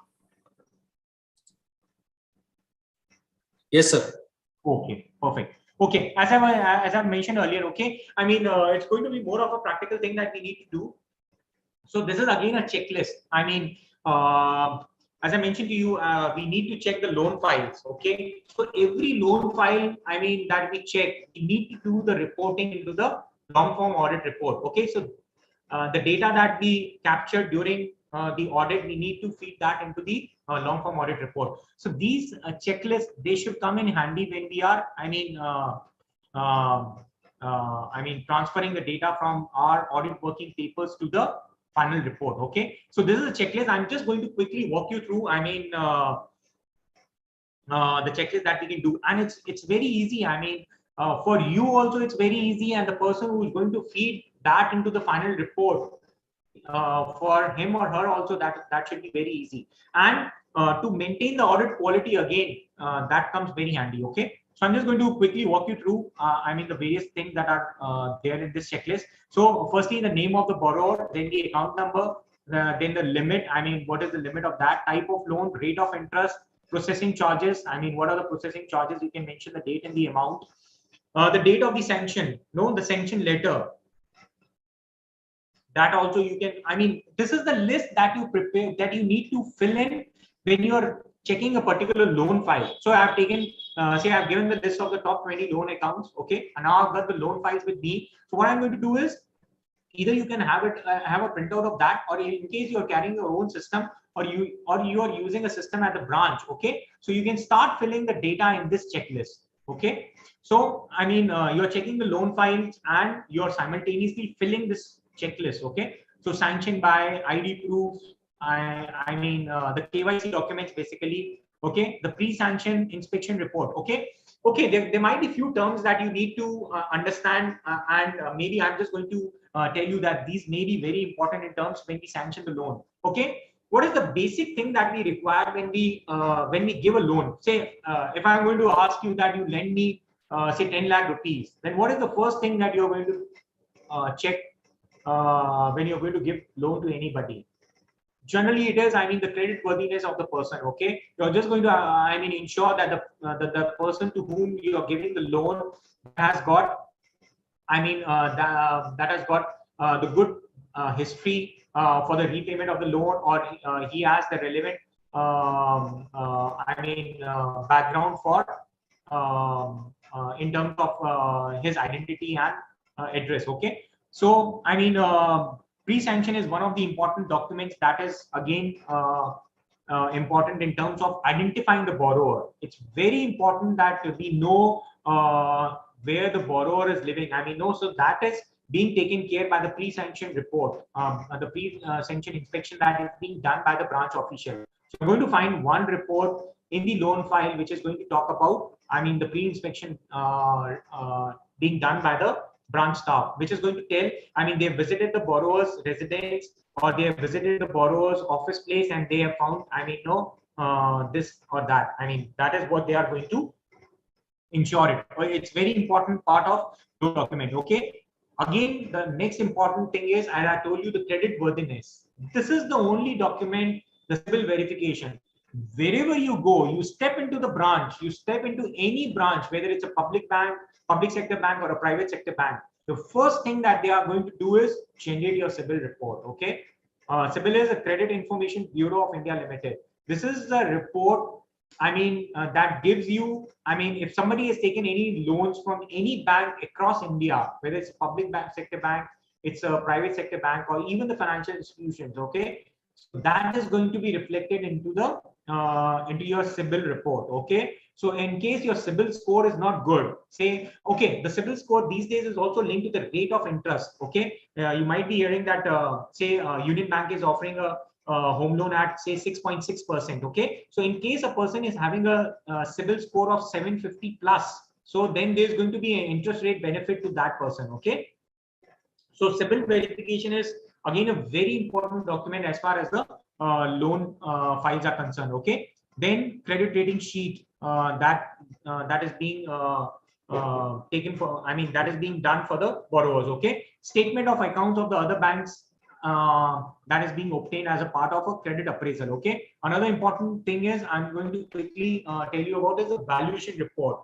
What is valuation report? It is basically a document being issued by the approved valuer. So in case we are say we are giving a cash credit loan to anybody, okay, so then we obtain a valuation report which gives the value of the immovable property, okay. Immovable property we take as a security for giving the loan to the borrower, okay. So the valuation report is going to give you 4 types of rates, okay. It is going to give you the DLC rate, the market value, the realizable value, and the distressed value for that, okay. Again, this forms a very important part of your loan portfolio. If you're going to see the final audit portfolio that we have to certify as a part of the statutory audit, one of the things is the valuation of the primary and the collateral security. So generally for the CC accounts, the immobile property forms part of collateral security. The primary security is going to be stock. Okay, so I mean, we need to take care that the valuation of the property. Okay, there's one of the requirements in the valuation reports as well. Okay, every immobile property needs to be revalued every 3 years tenure. Okay, so in case the valuation report has expired, then we need to mention it that the valuation report has expired. Say if the valuation was done on say 31st August 2018, then the valuation is expired on 31st August 2021. So we need to tell, I mean, a fresh valuation report needs to be obtained. So again, it's a very important part of loan file. Okay, another important part is legal opinion for the property, immobile property that has been obtained. Again, it's a third-party confirmation that is being obtained as part of, I mean, the loan files. Okay, whenever a bank gives a loan to the to any borrower, okay, they obtain an legal opinion on their immobile property from a panel advocate. Okay, so what you need to check is, I mean, the legal opinion report is available, and it also that 4 or 5 pages report that also lists down, I mean, the documents that need to be obtained for creating a valid equitable mortgage. Okay, so we just need to take care that I mean, that point is also available in the legal opinion. And I mean, in case of the high value loan accounts, we also need to check the immobile property papers. So the basis of checking of those immobile property is going to be from the legal opinion that is going to be available in the with the loan file. Okay, okay, whether proper equitable mortgage is available or not. Okay, this is the complete checklist. I'm just going to thrust upon, I mean, the important part that we are going to have. Okay, detailed sanction letter. Again, it's very important to identify, I mean, what are the terms and the conditions that are on the basis of which the loan has been sanctioned. One very important point to note out here is there are few conditions which can be mentioned in the sanction letter, which needs to be compliant post sanction of the loan. Okay, so you also need to note down whether those 3 or 4 points they have been complied as of date or not. Okay, so that is again very important while checking the loan files. Okay. Okay, and okay, and the another important things as in chartered accountant, I mean, doing the audit, we also need to check whether the loan has been given to the proper borrower. I mean, we need to check the financial statements, the income tax. The very basis of giving loan to anybody is, I mean, the income eligibility criteria is one of the main thing when we are giving the personal loan to anybody. Okay, so you need to identify, I mean, you need to verify whether the income statements that have been submitted by the borrower, they are looking good or not. For example, if I mean, no, there's a very say 100% fluctuation in the income being earned in the financial year 2020 versus 21, then you need to see it. I mean, why the variation is there. I mean, no, whether the borrower who has taken the loan, whether he would be able to repay that with the level of income that he or she is having. Okay, so very important that we need to read the financial statements, we need to read the balance sheet. I can share with you one live example that I've concurred just a couple of days back. Okay, so there was one proposal at a bank that was there. Okay, they were the borrower has submitted the loan file for taking a loan of 45 lakh for a car. Okay, so then we were checking, I mean, it's a personal loan. The car loan is going to be in the personal segment. Okay, so the car loan is being sanctioned on the basis of the income eligibility criteria that is there. So when we were seeing, and it was to be given to a partnership firm. Okay, so there was one interesting thing to be noted out there. And when you were seeing the balance sheet of the partnership firm, the partners were having a capital of say 75 lakh. Okay, and at the same time on the asset side, they were having a cash balance of more than 10 lakhs. Okay. When we were, I mean, no, reading the proposal, we asked the branch official, I mean, no, this partnership firm, they are having a capital of 75 lakh. and they are having a cash balance of 1 crore 10 lakh, and they are asking for a loan. They are taking the loan from the bank for 45 lakhs. I mean, how does it make sense for, if they are having a cash balance of 1 crore 10 lakh, they don't need to borrow any money from bank and pay interest of that. Okay. So, these are the observations that we need to find out. And they're very, you're going to be finding it very useful. Okay. And they are the eye openers. We call them as eye openers for the banks as well. Okay. You cannot, that doesn't make sense to us being an auditor. Okay. So those are the things that we need to take care. You need to read the financial statements, and you need to be very good at analyzing those. Okay. And in case, you have the partners, again, these are the things, in case you don't understand that, at least you can, have a screenshot of that and then ask it to your senior whether the financial statements or the financial numbers that are making sense or not. Okay. These are the analytical skills that are being expected when you people are doing the audit. Okay.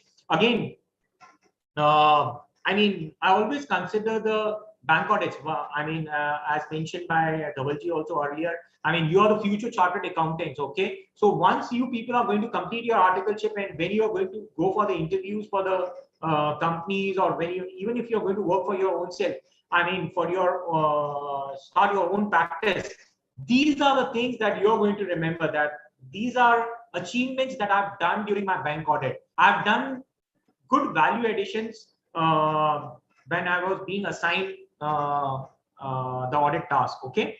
Okay. So those are the things. Again, the capital and the profit, those things also need to be analyzed when we are giving the loan.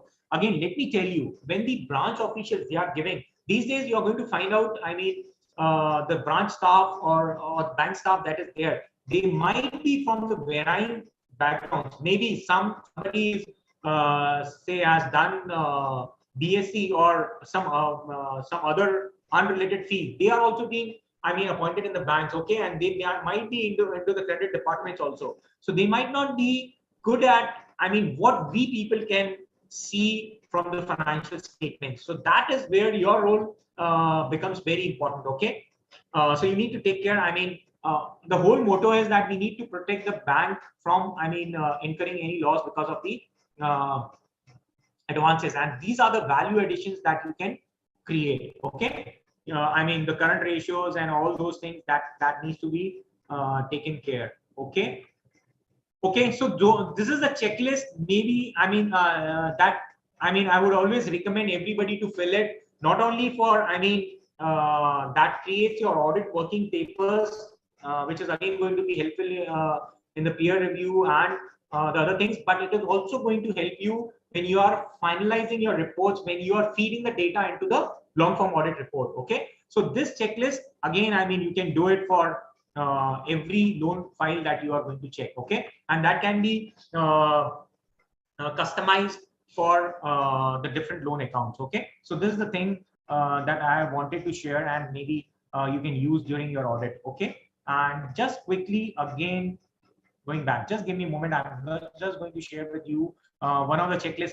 Non-fund based, I've spoken to you about bank guarantee when we were earlier discussing that. So I'm just going to quickly share with you the bank guarantee checklist as well. Just give me a moment.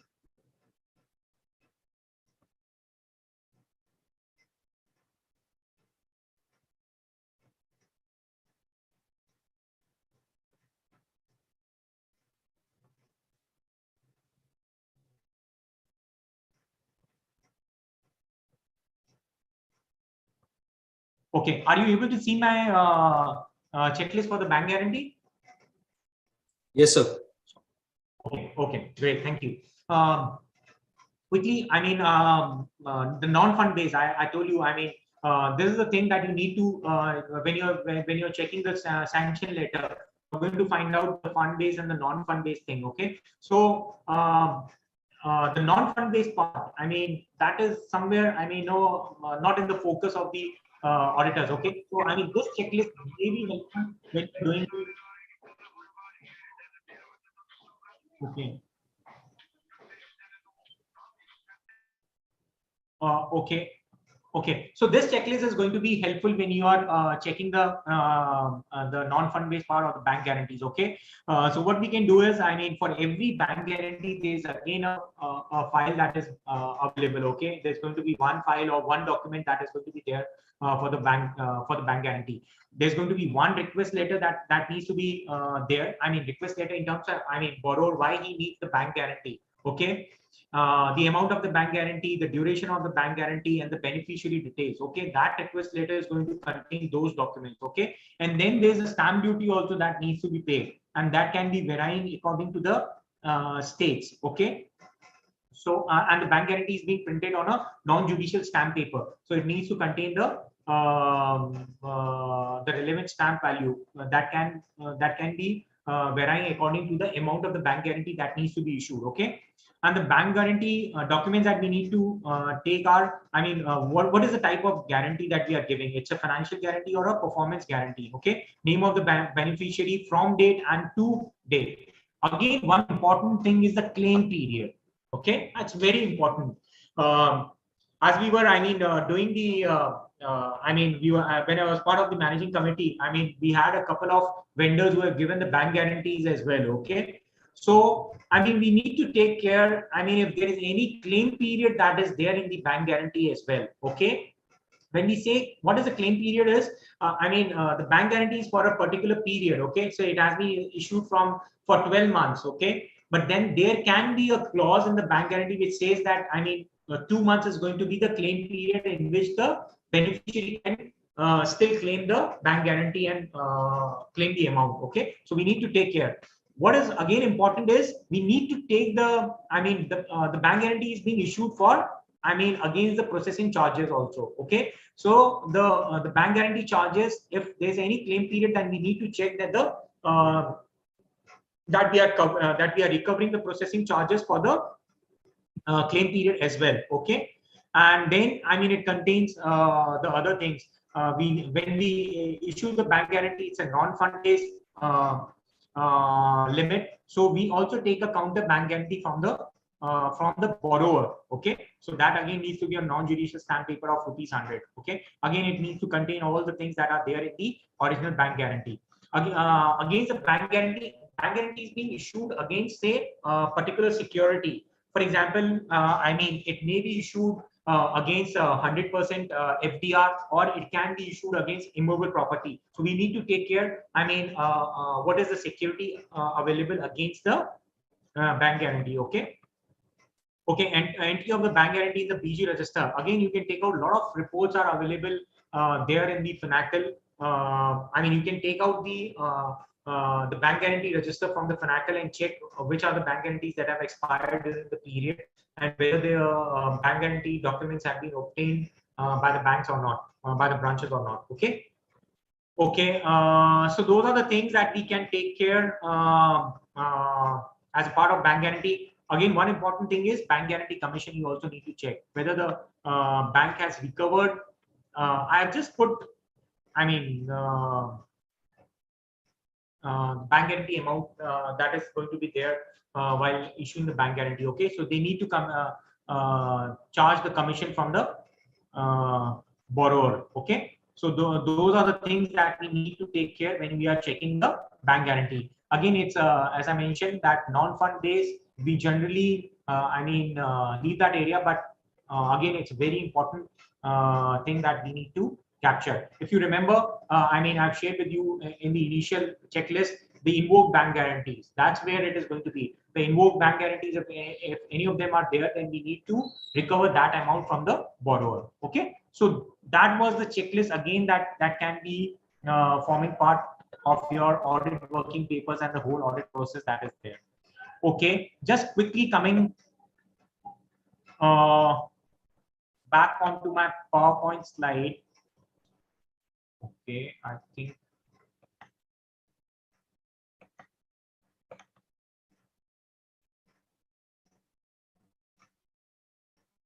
Okay. Okay. So I mean, till time what we have discussed that how we are going to issue. I mean, just to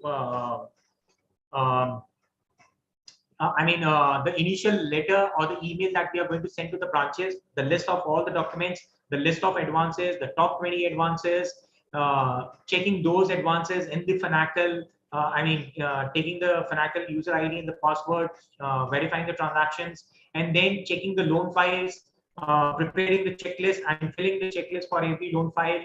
The non-fund based part, the bank guarantees that we need to check, okay, and preparing the checklist. Once you people are, doing it on this way, then you're going to find it very easy for you to, to wrap up and to complete the audit as well. Because those checklists are going to be very handy when you are feeding your long form audit report as well. Okay. Okay. Now moving on to the few concepts. Okay. Just quickly giving you a flavor. About the few concepts that might be there when you're doing the audit. Okay.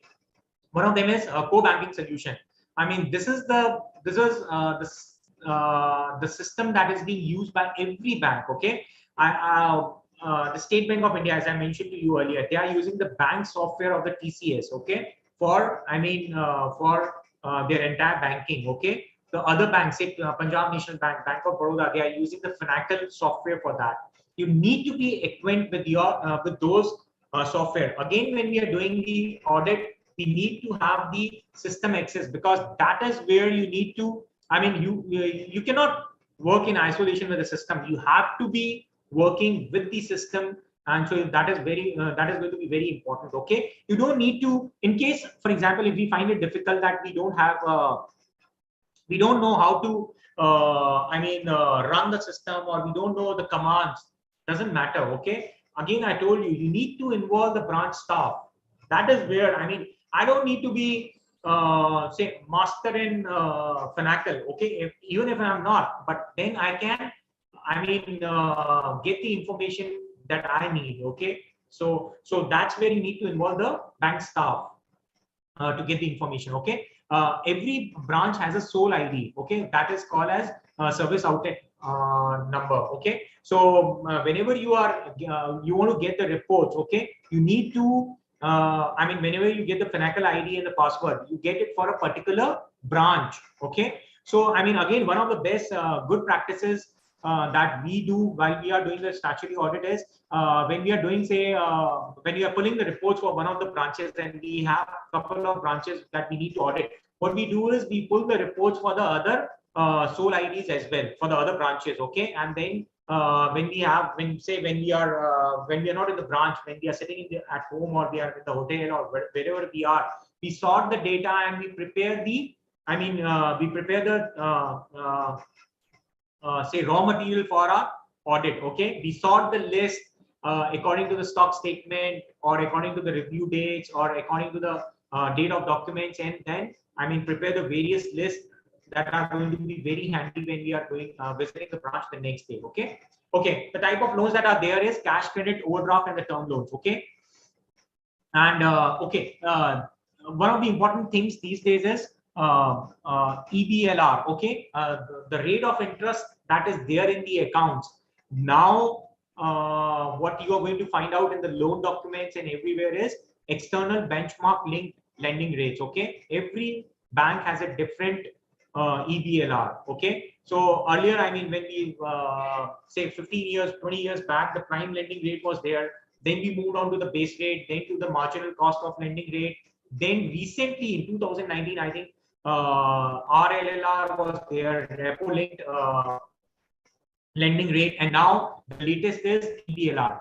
As I mentioned to you earlier, you need to take out, for finding out the latest rates, you can take out the, you can go on to the bank's website and find out what are the latest interest rates and the latest service charges from the bank's internet site as well. Okay.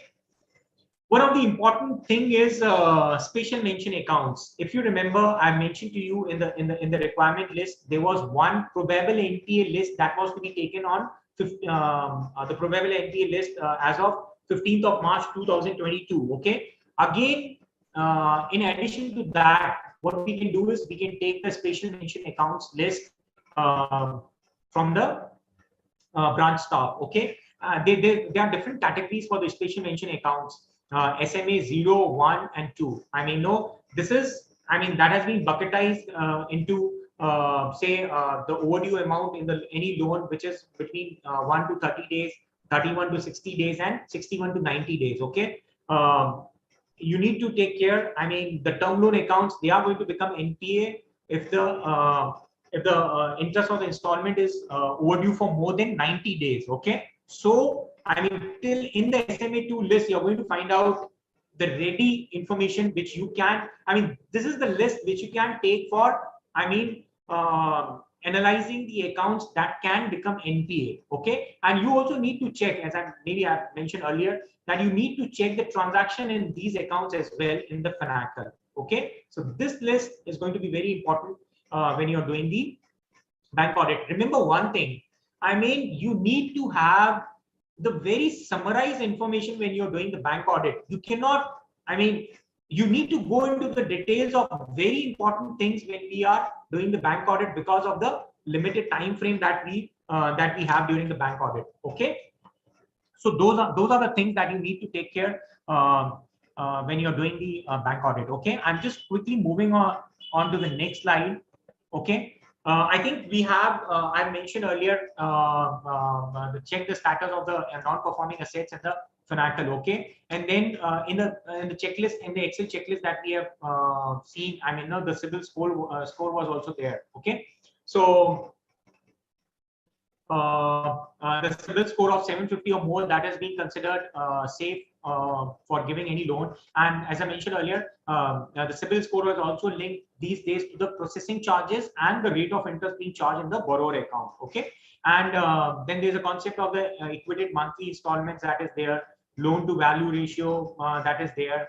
Okay. Very important one thing is EMI and NMI ratio. EMI is equated monthly installment and net monthly income. Okay. I'm just going to take 2 minutes here of yours to I mean, make you understand the eligibility criteria for giving the personal loans. Say in case of if you want to give any housing loan to anybody. Okay. So say if a borrower has an income of say 5 lakh and he approaches to the bank that he wants to take a home loan. So how the banks work out the eligibility amount? They come out with the amount, say that a particular borrower can be given a housing loan of say 20 lakh for 20 years. Then the income is the income eligibility criteria is one of the criteria from which they work out the eligibility. Say the basis of that is your income tax return. Okay, so the income tax return that is there that gives you the gross total income. Okay, so 5 lakh is the gross total income.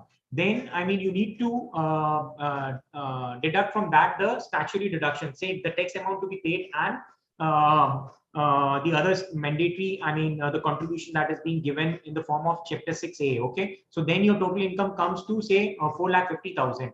After that, then there is going to be one term relating to sustenance. Okay, sustenance is basically the amount that a person needs for, I mean, regular day-to-day expenditure. For example, I mean the personal use. Okay, so that amount is going to be deducted, and the remaining amount, say 5 lakh is my amount, gross total income. Out of that, my tax payments and everything for for 1 year. Okay, I'm talking about for one complete year, my income is 5 lakh. And then the statutory deduction and the tax amount is going to be say 50,000. Then 4,50,000 is going to be my total income. Out of that, say sustenance is 30%. Okay, so 4,50,000, 30% is going to be sustenance. Say we take a ballpark figure of 1,50,000. Then 3 lakh is going to be the amount that is going to be available for repaying the loan. Okay, so if we divide it by 12, okay, so then there's going to be 25,000 amount that can be paid by the borrower if by the future borrower every month for against the loan repayment. You're getting it? I mean, that is how we take out the eligibility criteria for a loan amount. How we take it: gross total income less the statutory deductions, less the sustenance amount. That can the net amount can be, the amount that can be utilized for repaying the loan. Again, you need to take care. I mean, this is the income eligibility sheet you need to check for. I mean, when you're checking the housing loan files, again, you need to check it in the descending order. Say you need to check say housing loans above 50 lakh. Okay, so one of the important things that you need to check is the income eligibility criteria. Maybe you're going to find out something very very useful in that. Okay, in case somebody is not eligible for that loan amount, then you need to recall that amount. Are you getting it? I mean, say somebody has been sanctioned a loan of 50 lakh, but according to you, when you calculate the income according to the income eligibility criteria, then that person is supposed to have the loan of say 40 lakhs. Then the bank has to recall the 10 lakh amount or ask the borrower to pay the 10 lakh amount. So that is the gravity of, calculating the income eligibility criteria. Okay, I'm going to quickly now move on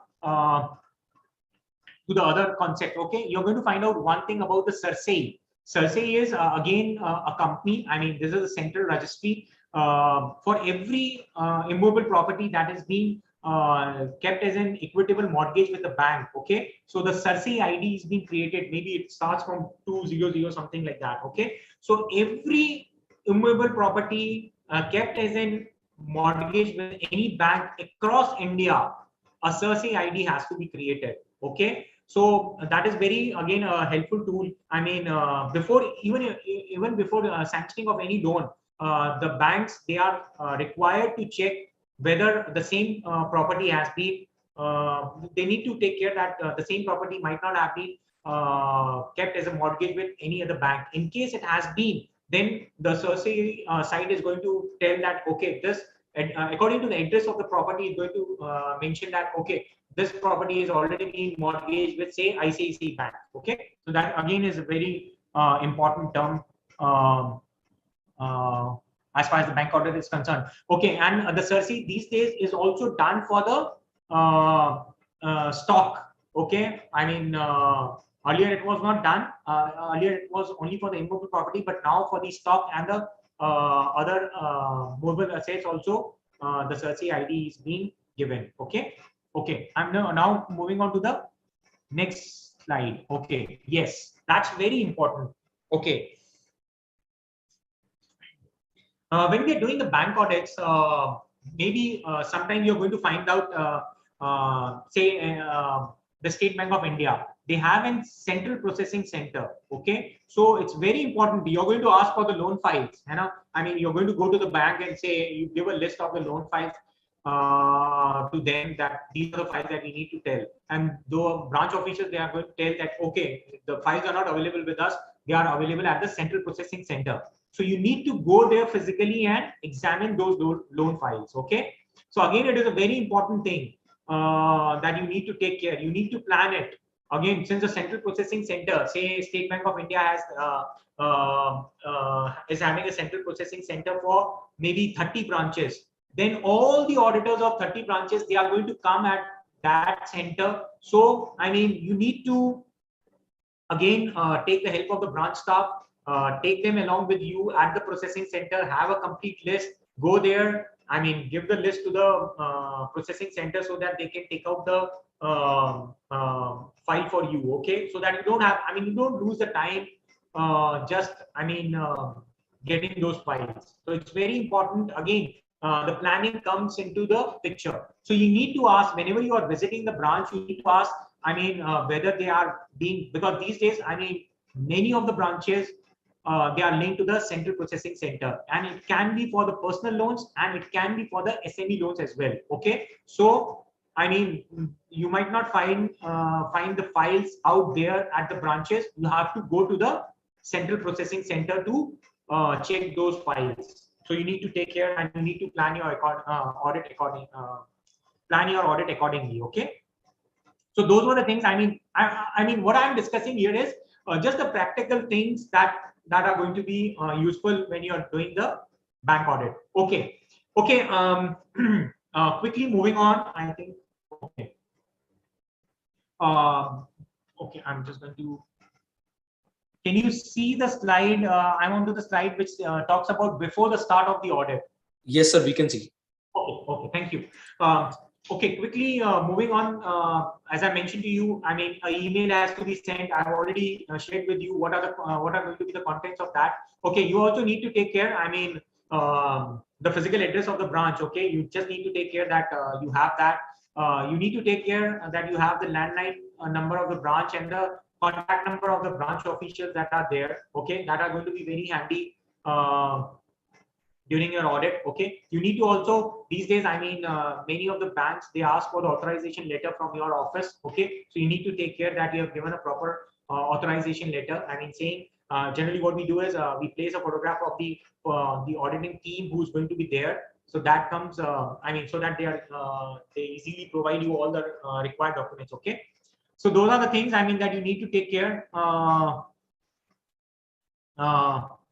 when you are doing the bank audits. In case of the outside assignments, please, you need to take care when you are reaching to the branch. Okay, I mean, it's always advisable that you do the traveling during the night. I mean, so that you have enough time to be spent at the branch. Okay, so those are the things that you need to take care before the start of the audit. One of the most important thing during that for that is the email that you send to the branches. Okay, first day at the branch, I think we have already discussed a couple of things. Introduce, I mean, the email printout that the email requirement thing that you're going to send out. I mean, just have a copy of that and start putting the tick marks that these are that this is the information that you've already got from that. Okay, if you remember a few points from that, say you need to read the internal audit report or the concurrent audit report. So those things that are going to come very handy if you have the that email that you have sent to the branches. Okay, obtain the user ID and the password that I think we have already spoken about. Okay, obtain the list of the SMA documents, top 10 exposure accounts. Give the list of the files to the officer. Start filling the checklist relating to the verification of advances that we have spoken about. Okay, one important thing that is there in the last bullet point is exceptional transaction report. Okay, every branch for every day and they have an exceptional report that is being generated. Okay, so you need to, I mean, you can take the few samples from the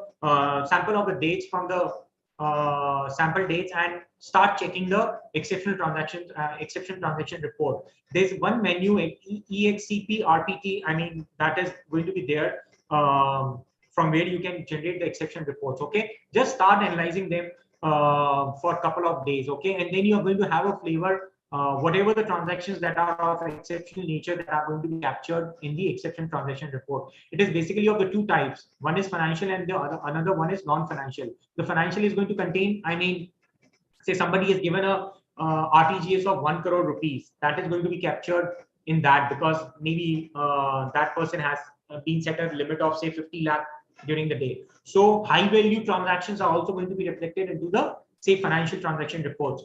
Non-financial is going to contain basically your review has expired or your account is overdue. Those kind of or your stock statement is not there on record. So that is going to be reflected in your non-financial exception transaction reports. Okay. Okay, quickly coming on to the few of the things that we need to see as a part of FNACL is HACLA command. I think we have already discussed about that. This is basically to view the transactions, maybe top 20 accounts that you are going to analyze, and then there are a few other commands that you can use during your audit. Okay, NPA report, LARR. DOCTR, okay, stock statement. One of the important things that you need to take care as far as the FNACL commands are concerned, you're going to have one menu for the reports, okay, one complete menu which is going to be there every single bank for auditor's report perspective. I've written here ADT RPT as one of the menus. Say that can be for X bank, okay. This same menu is going to be available in the Y bank. So you need to ask, what is the auditor's report menu? This menu is going to be used extensively by you when you are auditing the branch.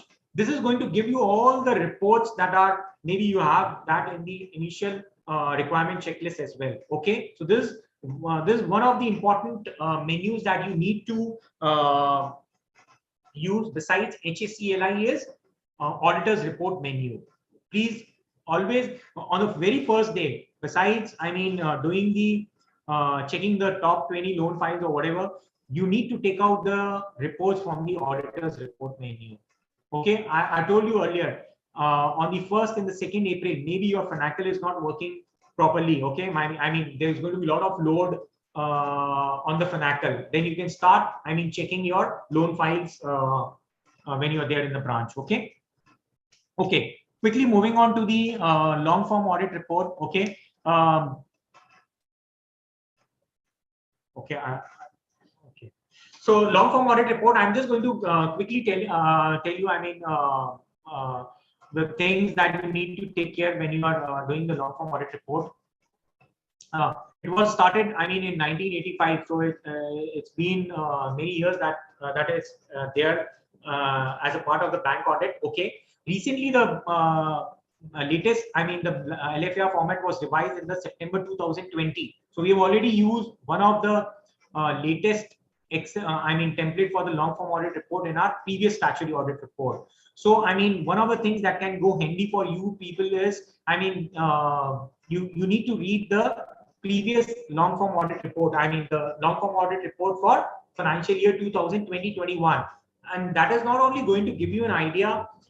What were the things that were reported in the last audit report, but also give you a flavor. How you need to fill your current long form audit report. As I mentioned to you earlier, or these days, majority of the banks, they have everything online. Okay, so there is a beautiful, for every loan account or the LFAR section that is there, there's going to be, you can fill it online and save it, and then retrieve the information as and when required. Okay, but the most important thing about long form audit report is you do not need to fill it at one go. You have to fill the long form audit report every day. That is where you can bring out the quality in the audit report. Don't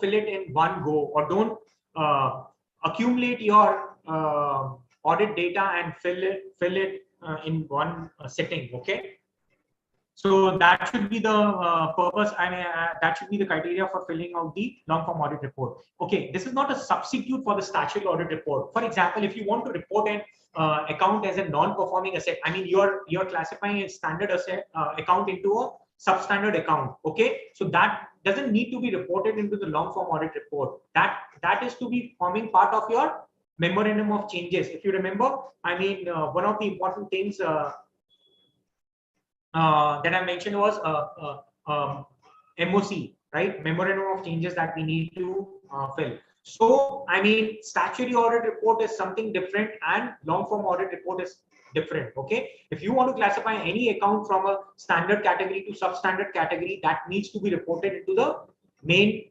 statutory audit report, and that needs to be forming part of the memorandum of changes. Okay, so it's not a substitute for statutory audit report. Okay.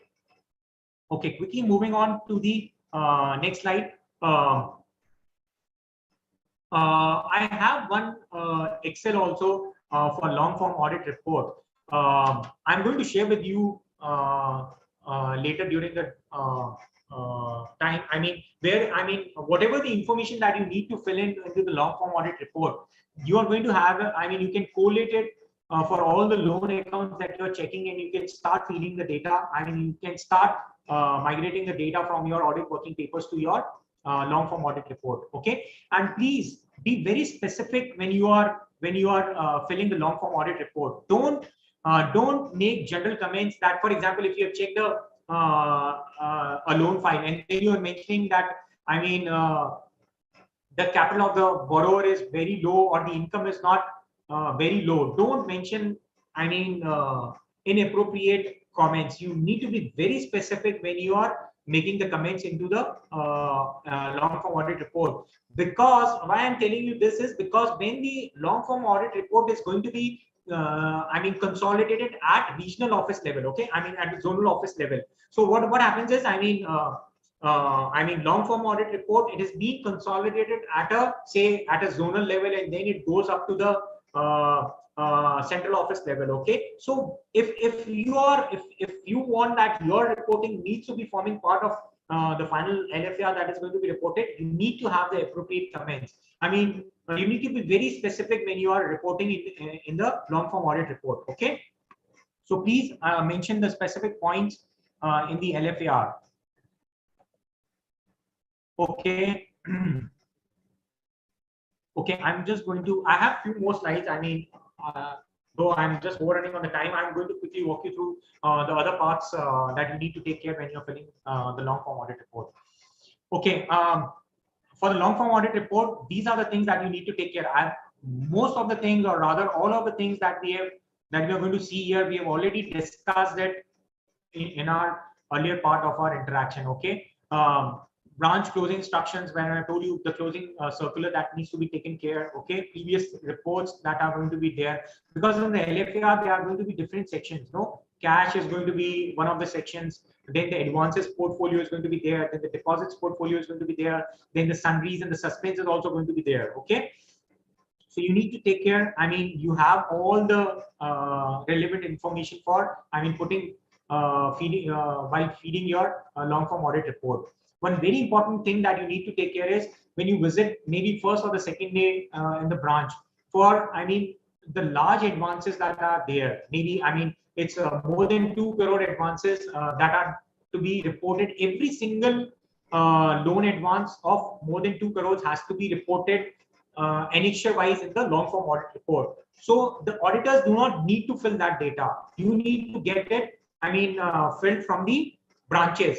So, I mean, you can, what you can do is, I mean, ask the branches to fill that data, and then while you're checking the files, when you're checking the loan files, you can, I mean, vet that data when you are checking the loan files. So, because, I mean, there is no point in putting the information in the LFAR when you can get the information from the branches. Again, as I mentioned to you earlier, you need to involve the branch staff. We have the limited time. We have the limited resources, so we need to maintain the good quality. We need to, I mean, smartly involve the branch staff and get the most of the data from them. Okay. Okay. Quickly moving on.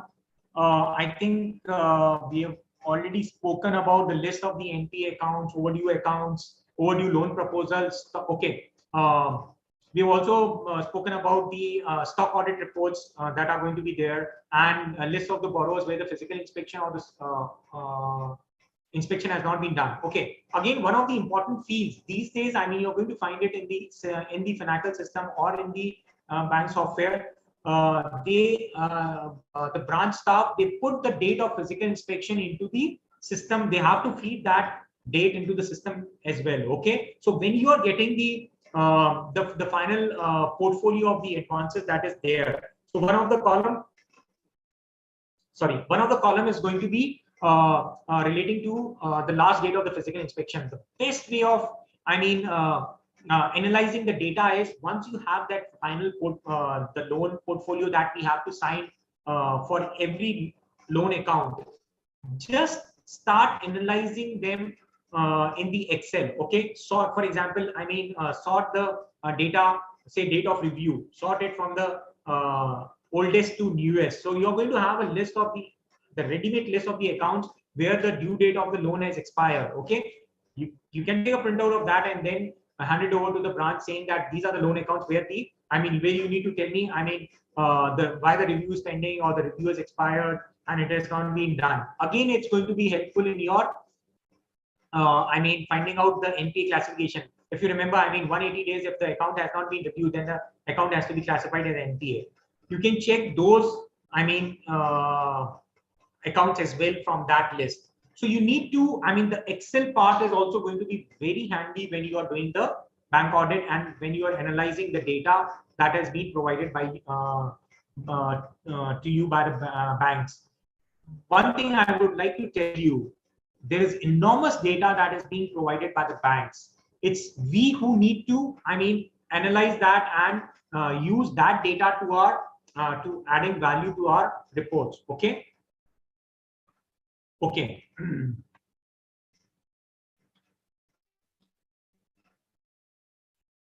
Okay, I think we've already discussed about the suspense and the sundry deposits accounts that you need to analyze. How you're going to pick that up? I mean, you're going to find the account numbers. Where you're going to find out the account numbers is from the balancing report. One of the very important reports, HBR, is the menu from where you can pull the reports. Okay, as I told you, I mean, it's going to be a somewhat time consuming to generate that report, but please have that report as one of the important documents in your audit when you're doing it. Okay, and then these are the other things that we need to have as a part of the long form audit report. No list of the fixed assets. There's going to be fixed assets register. You're not going to find the manual registers these days. There's going to be register that is being generated from the Finacle itself, and the branch they certified that they have physically verified the branch, the fixed assets. One thing that you need to take care about is I mean, if there's a lot of consolidation that has happened these days, okay, you're going to find out that one of the branches, say 3 of the branches that were in the, say, 2 kilometer radius, they have been merged. Okay, so there's going to be a lot of fixed assets movement between the branches. Okay, so you need to take care that those fixed assets have been taken into accounted. Taken into the branch where I mean the branch has been merged into one. Are you getting it? I mean, say 3 branches have been merged into one. So the fixed assets of that, say, so the lockers might have moved. Okay, so that those lockers now should be forming part of the, I mean, one single branch that is going to be there. So those are the things that you need to take care of when you are auditing the branches. Okay, and the MIS reporting, yes, I mean there are the MIS, the monthly information systems that are being reported every month by the branches, that you can, I mean, read it once you are doing the analysis, once you are doing the reading the old reports as well. Okay, then these are the overdue locker rents. Again, those are the I mean, these are all things that are going to be reported in your long form audit report. So besides the deposits and besides the advances as a core audit area, we also need to take care of these areas. Okay, overdue locker rents. These days you're going to find all these reports being generated from the bank's Finacle system or the other softwares that the banks are using. Okay, ATM cards issued, okay, checkbooks that are being issued. You're going to find the manual registers still for say checkbooks. Okay, list of the inoperative accounts that is there. Okay, one of the important things out of all these is customer complaints. There is CRM, no customer relationship management software that is available at the banks for, I mean, the customer complaint. You always I mean, one of the important things that you need to take care is any ombudsman complaint that is there. Okay, I mean, any of the complaints that is pending with the RBI. Okay, so you need to take care of those things. They again, if you see, I mean, one of the things that was MIS. Then the customer complaint is one of the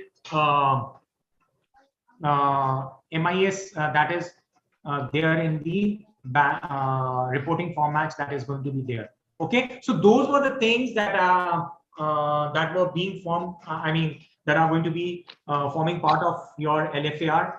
So those were the things that I wanted to share with you. I mean, when we started, I mean, bank audit is a very big area that needs to be. I mean, maybe one day can be short enough to discuss each and everything. But maybe, I mean, I've just tried to give you an idea, a very broad idea of how to do the bank audits in a limited time frame. Okay, you always need to bring out the quality. We need to use the checklist. We need to use the tools, the Excel tools. We need to use the system. We need to, I mean, to engage the branch staff.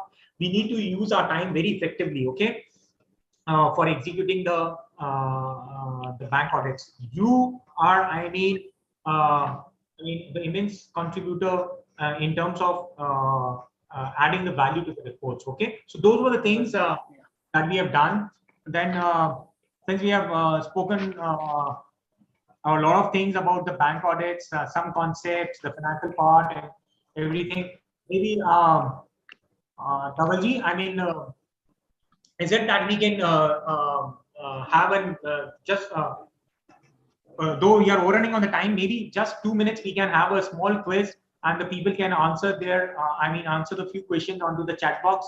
Is it fine? I mean, yes, Amit, it is fine, and we have few questions from the students also. We'll take after your quiz. Yes. Okay. I mean, since you have, are you able to see my slide? Yes. Okay, Yes, sir. Visible, sir. Okay. I mean, and it says it's quiz. Okay. I mean, okay. So maybe people can write the answers in the chat box. Okay. Your contribution in the bank audit. I mean, it's you can write the answers out there. And what is EBLR? I mean, we have spoken about EBLR. What is the best CIBIL score? And what are the SMAs? I mean, special mention accounts that were there. I mean, if you remember 0, 1, and 2 category that were there. What is the NP norm for the class credit accounts? I mean, it's a 90 days norms that is there. Exactly 90 days for class credit accounts, and the principal of the interest is overdue for more than 90 days. It's for the term loan accounts. Okay, and NPA account, if you remember, I mean, where it should be located, and the common financial companies that we have taken. Okay, so those, I mean, I mean, put some questions is just to recap what we have spoken in last, say, 1.5 to 2 hours. Okay, so those are the things that I wanted to share. Okay. So maybe we are going to have the answers in the chat box. Okay, good. I can see special mention account. Okay, good. Yes. Best score is 750. External benchmark lending rates. Yes, very good. I mean, this is the rate that you're going to find out in all the sanction letters and the loan documents that is going to be there. Very good. I mean, HACLI is the command. I'm so happy. I mean, we have the answers. Okay, very good. HBR, yes, very good. Again, that's very important. This is going to be the balancing report. This is going to be, I mean, each and every account that is there in the particular sole ID, so that is going to be there. Okay, yes, Laror is going to be there. Very good.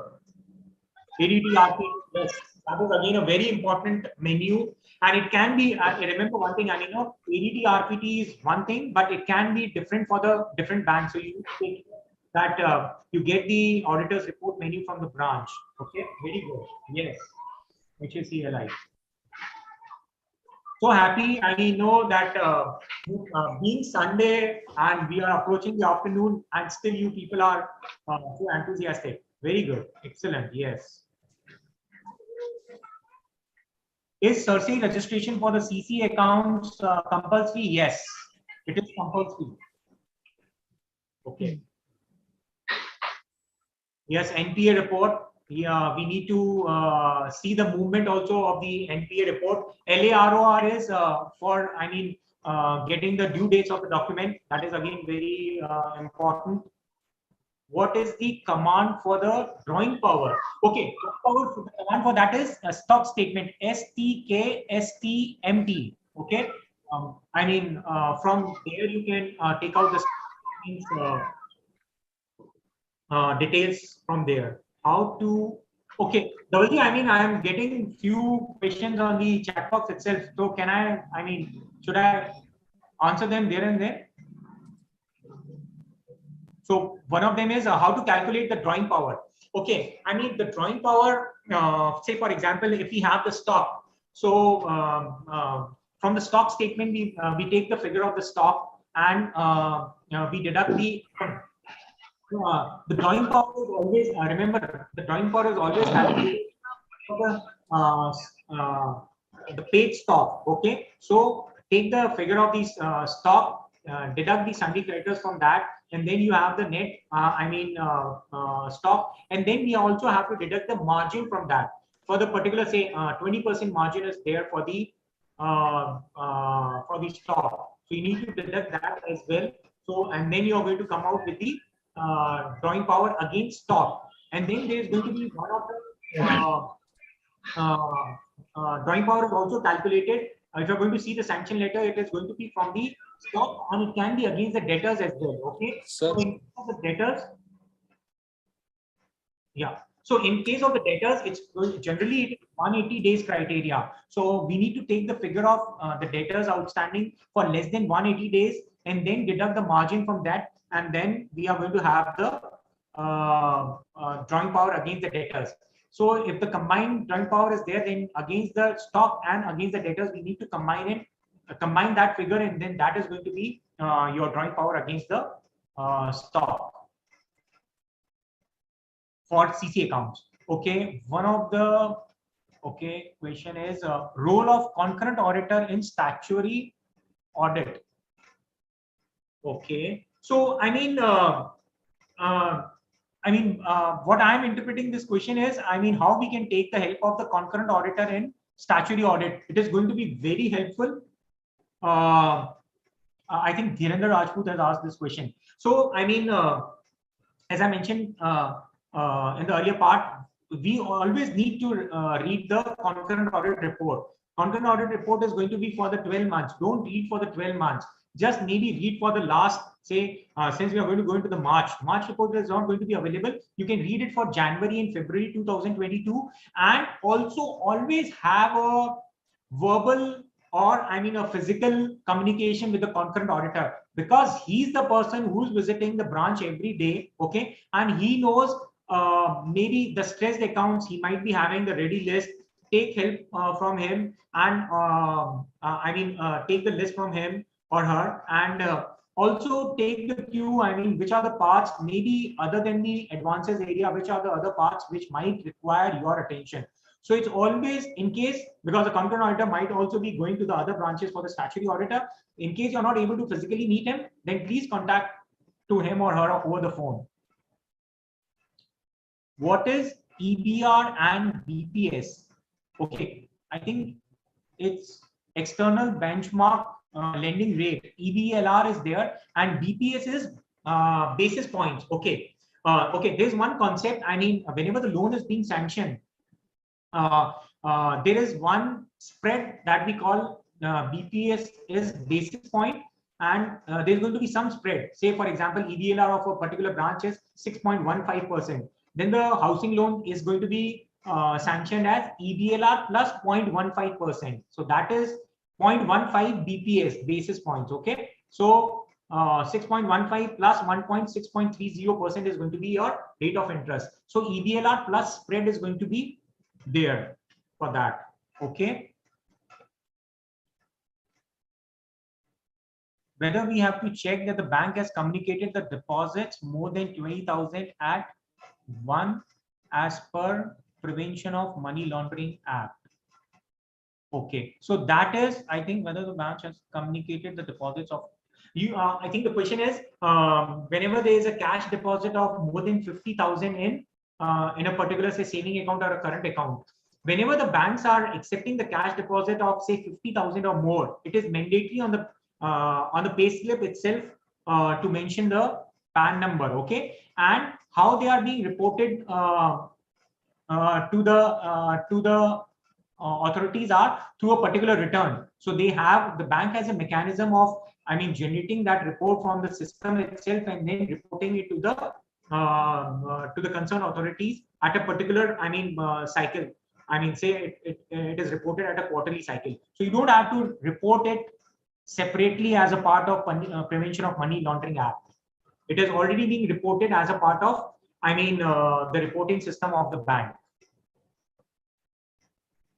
Yes. What does the red flag account means? Red flag accounts are nothing but the SMA categories that are there. No, SMA 0, 1, and 2. I mean, no, say overdue from between 0 to 1 to 30 days, 30 to 60 days, and 60 to 90 days. So those are the red flag accounts. Nothing but probable non-performing assets accounts are going to be red flag accounts. Okay. If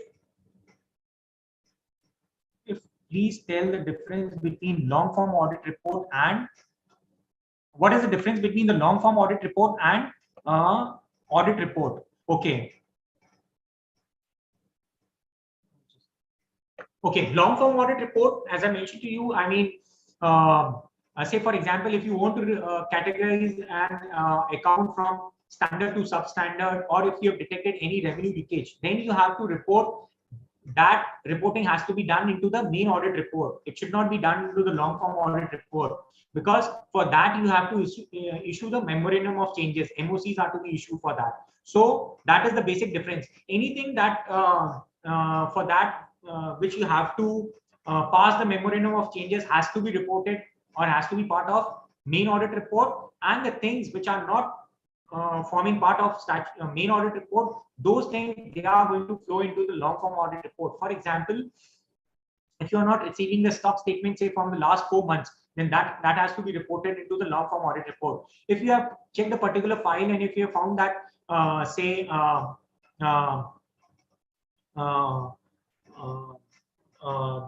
the capital or the appraisal was not done correctly, so those observations those are to be reported into the long form audit report. So that is basic difference between the long form audit report and the main audit report. Okay. Okay, then I'm just going to take those questions. How we can identify the window dressing in the account? Very good question. I'm so happy. How you're going to identify the window dressing? Window dressing is what? I mean, what happens is, say the borrowers are having say cash credit account, okay, and the limit of that is say 5 crores, and the outstanding as on 30th of March is say 1 crore. So what they do is they transfer that. Remember one thing, these days the RBI is very strict, and in fact they have come out with a separate circular that the current account should not be maintained with the cash credit accounts. So a lot of things are going to come are going to be restricted when this exercise is going to be completely over. But still, what you can do is from the CC account, if you have the limit which is unutilized, you can transfer that amount to your saving account. Okay. So what happens is, I mean, your say advance, say you have taken a 5 crore limit and you have an outstanding of 1 crore. So you can inflate your advances by say 4 crores, right? So your balance sheet size is going to be, so your loans are going to be 4 crores up this side, and your deposits are going to be 4 crores up this side. So both are going to be inflated. That is what is window dressing. Means you are, and what you do is, I mean, you do this transaction on 31st of March and you just reverse this entry on 1st of April. So what you should be doing, how to identify, you need to check the high value advances accounts for that. For term loan, you cannot do it, but for the cash credit accounts and the overdraft accounts, you can check the, I mean, transactions in the last 1 or 2 or 3 days, okay, and see where the entries are flowing from this account to, if they are being transferred to the deposit accounts, then that is how you can identify the window dressing. Okay. Okay.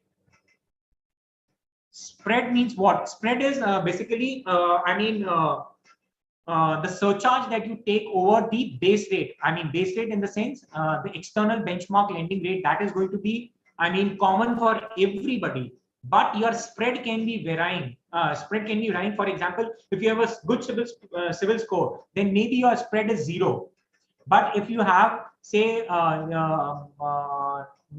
say if you have a civil score of 700, then maybe the spread of that is going to be different. Means EBLR plus 0.10 can be your rate of interest, and EBLR plus 0 can also be your rate of interest. So that 0 and 0.15% is the spread. Okay.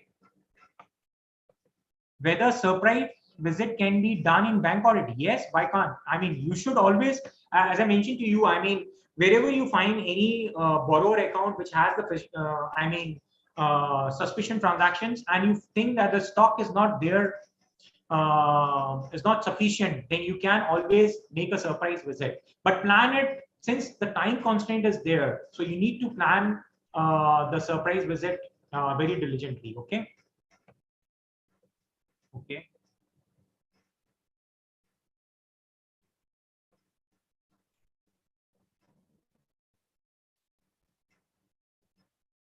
whether okay, what is the criteria to check regular transactions in CC accounts? Okay, so I mean the cash credit account, that is the cash credit limit that is being given to the borrowers is for, I mean it is a working capital loan. Okay, so I mean the borrowers can use it for sale, purchase transactions. They cannot use it for purchasing the fixed assets. Okay, so how you can identify, I mean, whether this is a regular transaction or a or I mean, it should not have been debited in the CC account. For example, I mean, if you find it in the CC account, you find it the payments made to the Life Insurance Corporation of India, then it's a personal nature transaction. I mean, the payment of the life insurance cannot be done from the CC account, right? It has to be used for the working capital. So, I mean, from the narration in the CC account, you can identify it. And another way is, I mean, when we are checking the debit side, basically, I mean, the credit side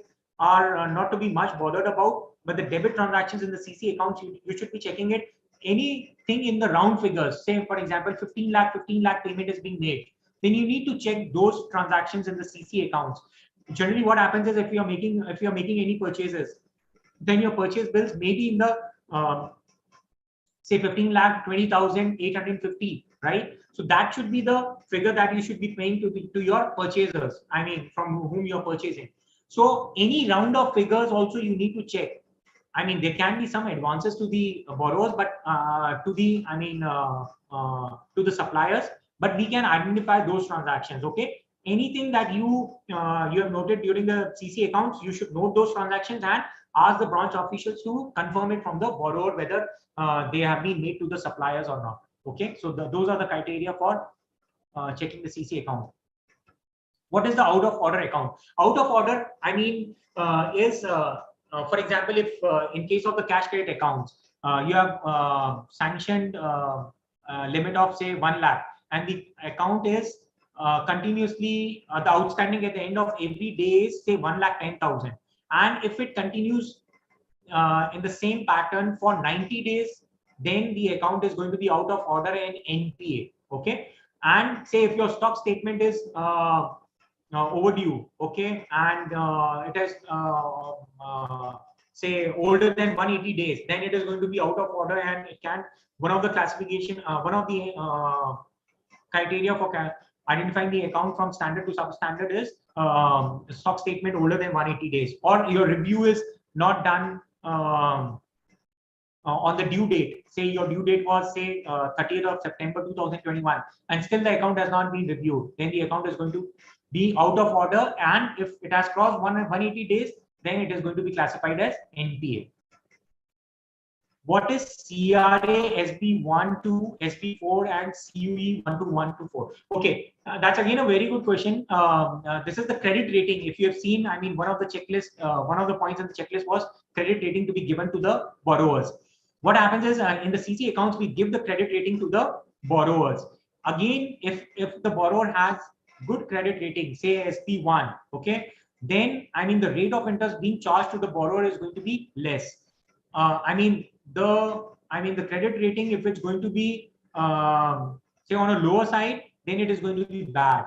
Okay, and it is being given based on the parameters that is being set by the bank. Different banks have the different parameters, but more or less in a broad way, say for example, the age of the borrower, the credit history of the borrower, the type of industry that he is dealing in, the financial statements, the loans, the existing loans that has been taken by the borrowers. All those things, they come into, based on that, we give the credit rating is being given. Also for say particular account, say the loan accounts above 2 crores, the external rating is also being given, right? So the CICASA might be giving the rating for that. So external credit rating is also being given to the borrowers. You need to take, for example, say the loan accounts above 2 crores, they need to be externally rated. So that may be given by the CICASA, and that report needs to be there on the bank records.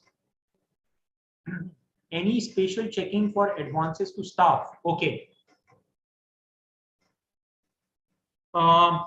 Advances to the staff, number one, I mean, it generally it is being sanctioned by the by the credit level committee these days. I mean, it cannot be sanctioned by the same branch staff. It has to go one level up. So, I mean, we just need to take care. I mean, the other things that we are taking care, the salary, the CIBIL score that we are going to do for the staff, the existing loans that the staff has taken. What happens in the case of staff? I mean, the standing instruction is being put into the salary account where his or her salary is being getting credited. Okay, so you need to take care. I mean, in case of the staff, what happens is, say a housing loan has been taken in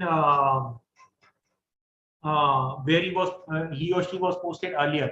So these days, I mean, what happens is the files are not getting transferred from their base locations. I mean, they were initially posted, but we need to take care that the documents that are there, we just ensure that I mean, the analysis that we are doing for the other loans, we need to do the same analysis for the bank staff. For example, if they have taken the car loan and they have taken the housing loan, they have taken the staff clean OD also. Then if we are giving the loan to them, then it is fitting into the parameter that is there. These days, for example, 40 lakh loan was earlier allowed for the housing loan was allowed for the staff, but the limit has been increased to 90 lakh. Okay, so we just need to take care that I mean, they are fitting into the same the parameters that are being guided by the head office. Whether we have to report about the forward contracts between the bank and importer and the exporters.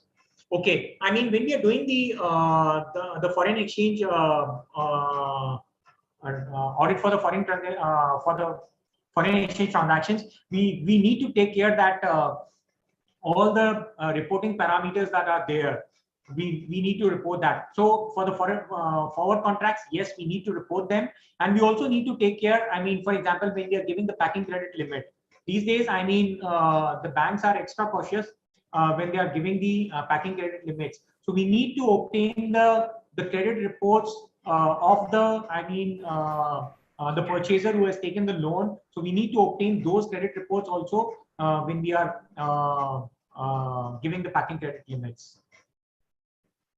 In profit and loss, there is a huge interest received from the head branch or inter branch. Then how to verify the interest? Okay, so I mean, what happens is, for example, there can be few branches which can be deposit oriented, right? I mean, deposit oriented means they have say deposits of 50 crores, but the advances are only for the 10 crores. So I mean, what happens to the how do they match the balance sheet? So any extra funds that they've taken as the deposit, that goes to the head office, and the head office gives the interest on that extra portion. So the basis of checking the head office interest is they get a inter-office letter or the document from the head office that this is the interest amount that is being credited to the branch. So again, you can check that document for verifying the interest received from the head office.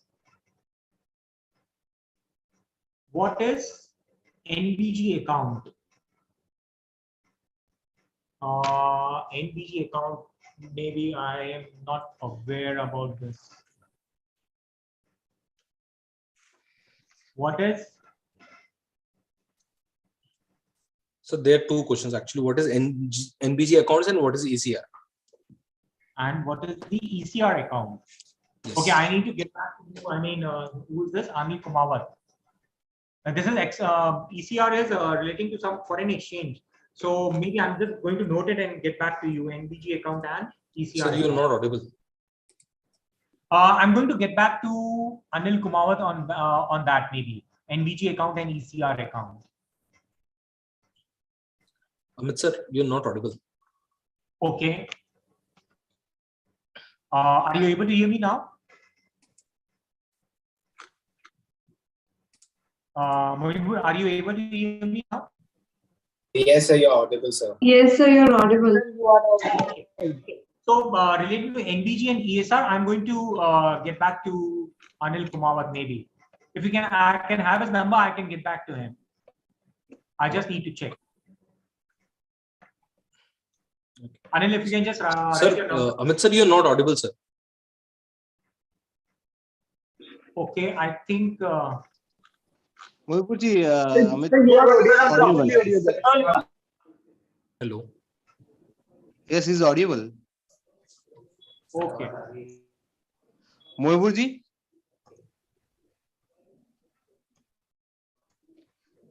Amit, you are audible, no issue. Okay. So. Okay, fine. Are there any other questions? Maybe.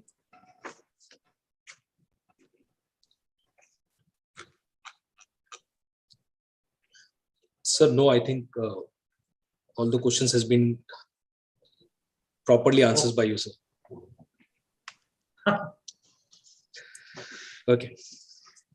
Thank you, sir, for your wonderful deliberation for today on the webinar of Bank Audit. And it's really wonderful that today's students who have joined us in this webinar has get a fruitful knowledge about it. So for vote of thanks, I request our CICASA chairman of Jodhpur branch, C. Hemant Lohiya, sir. Hemant sir, over to you.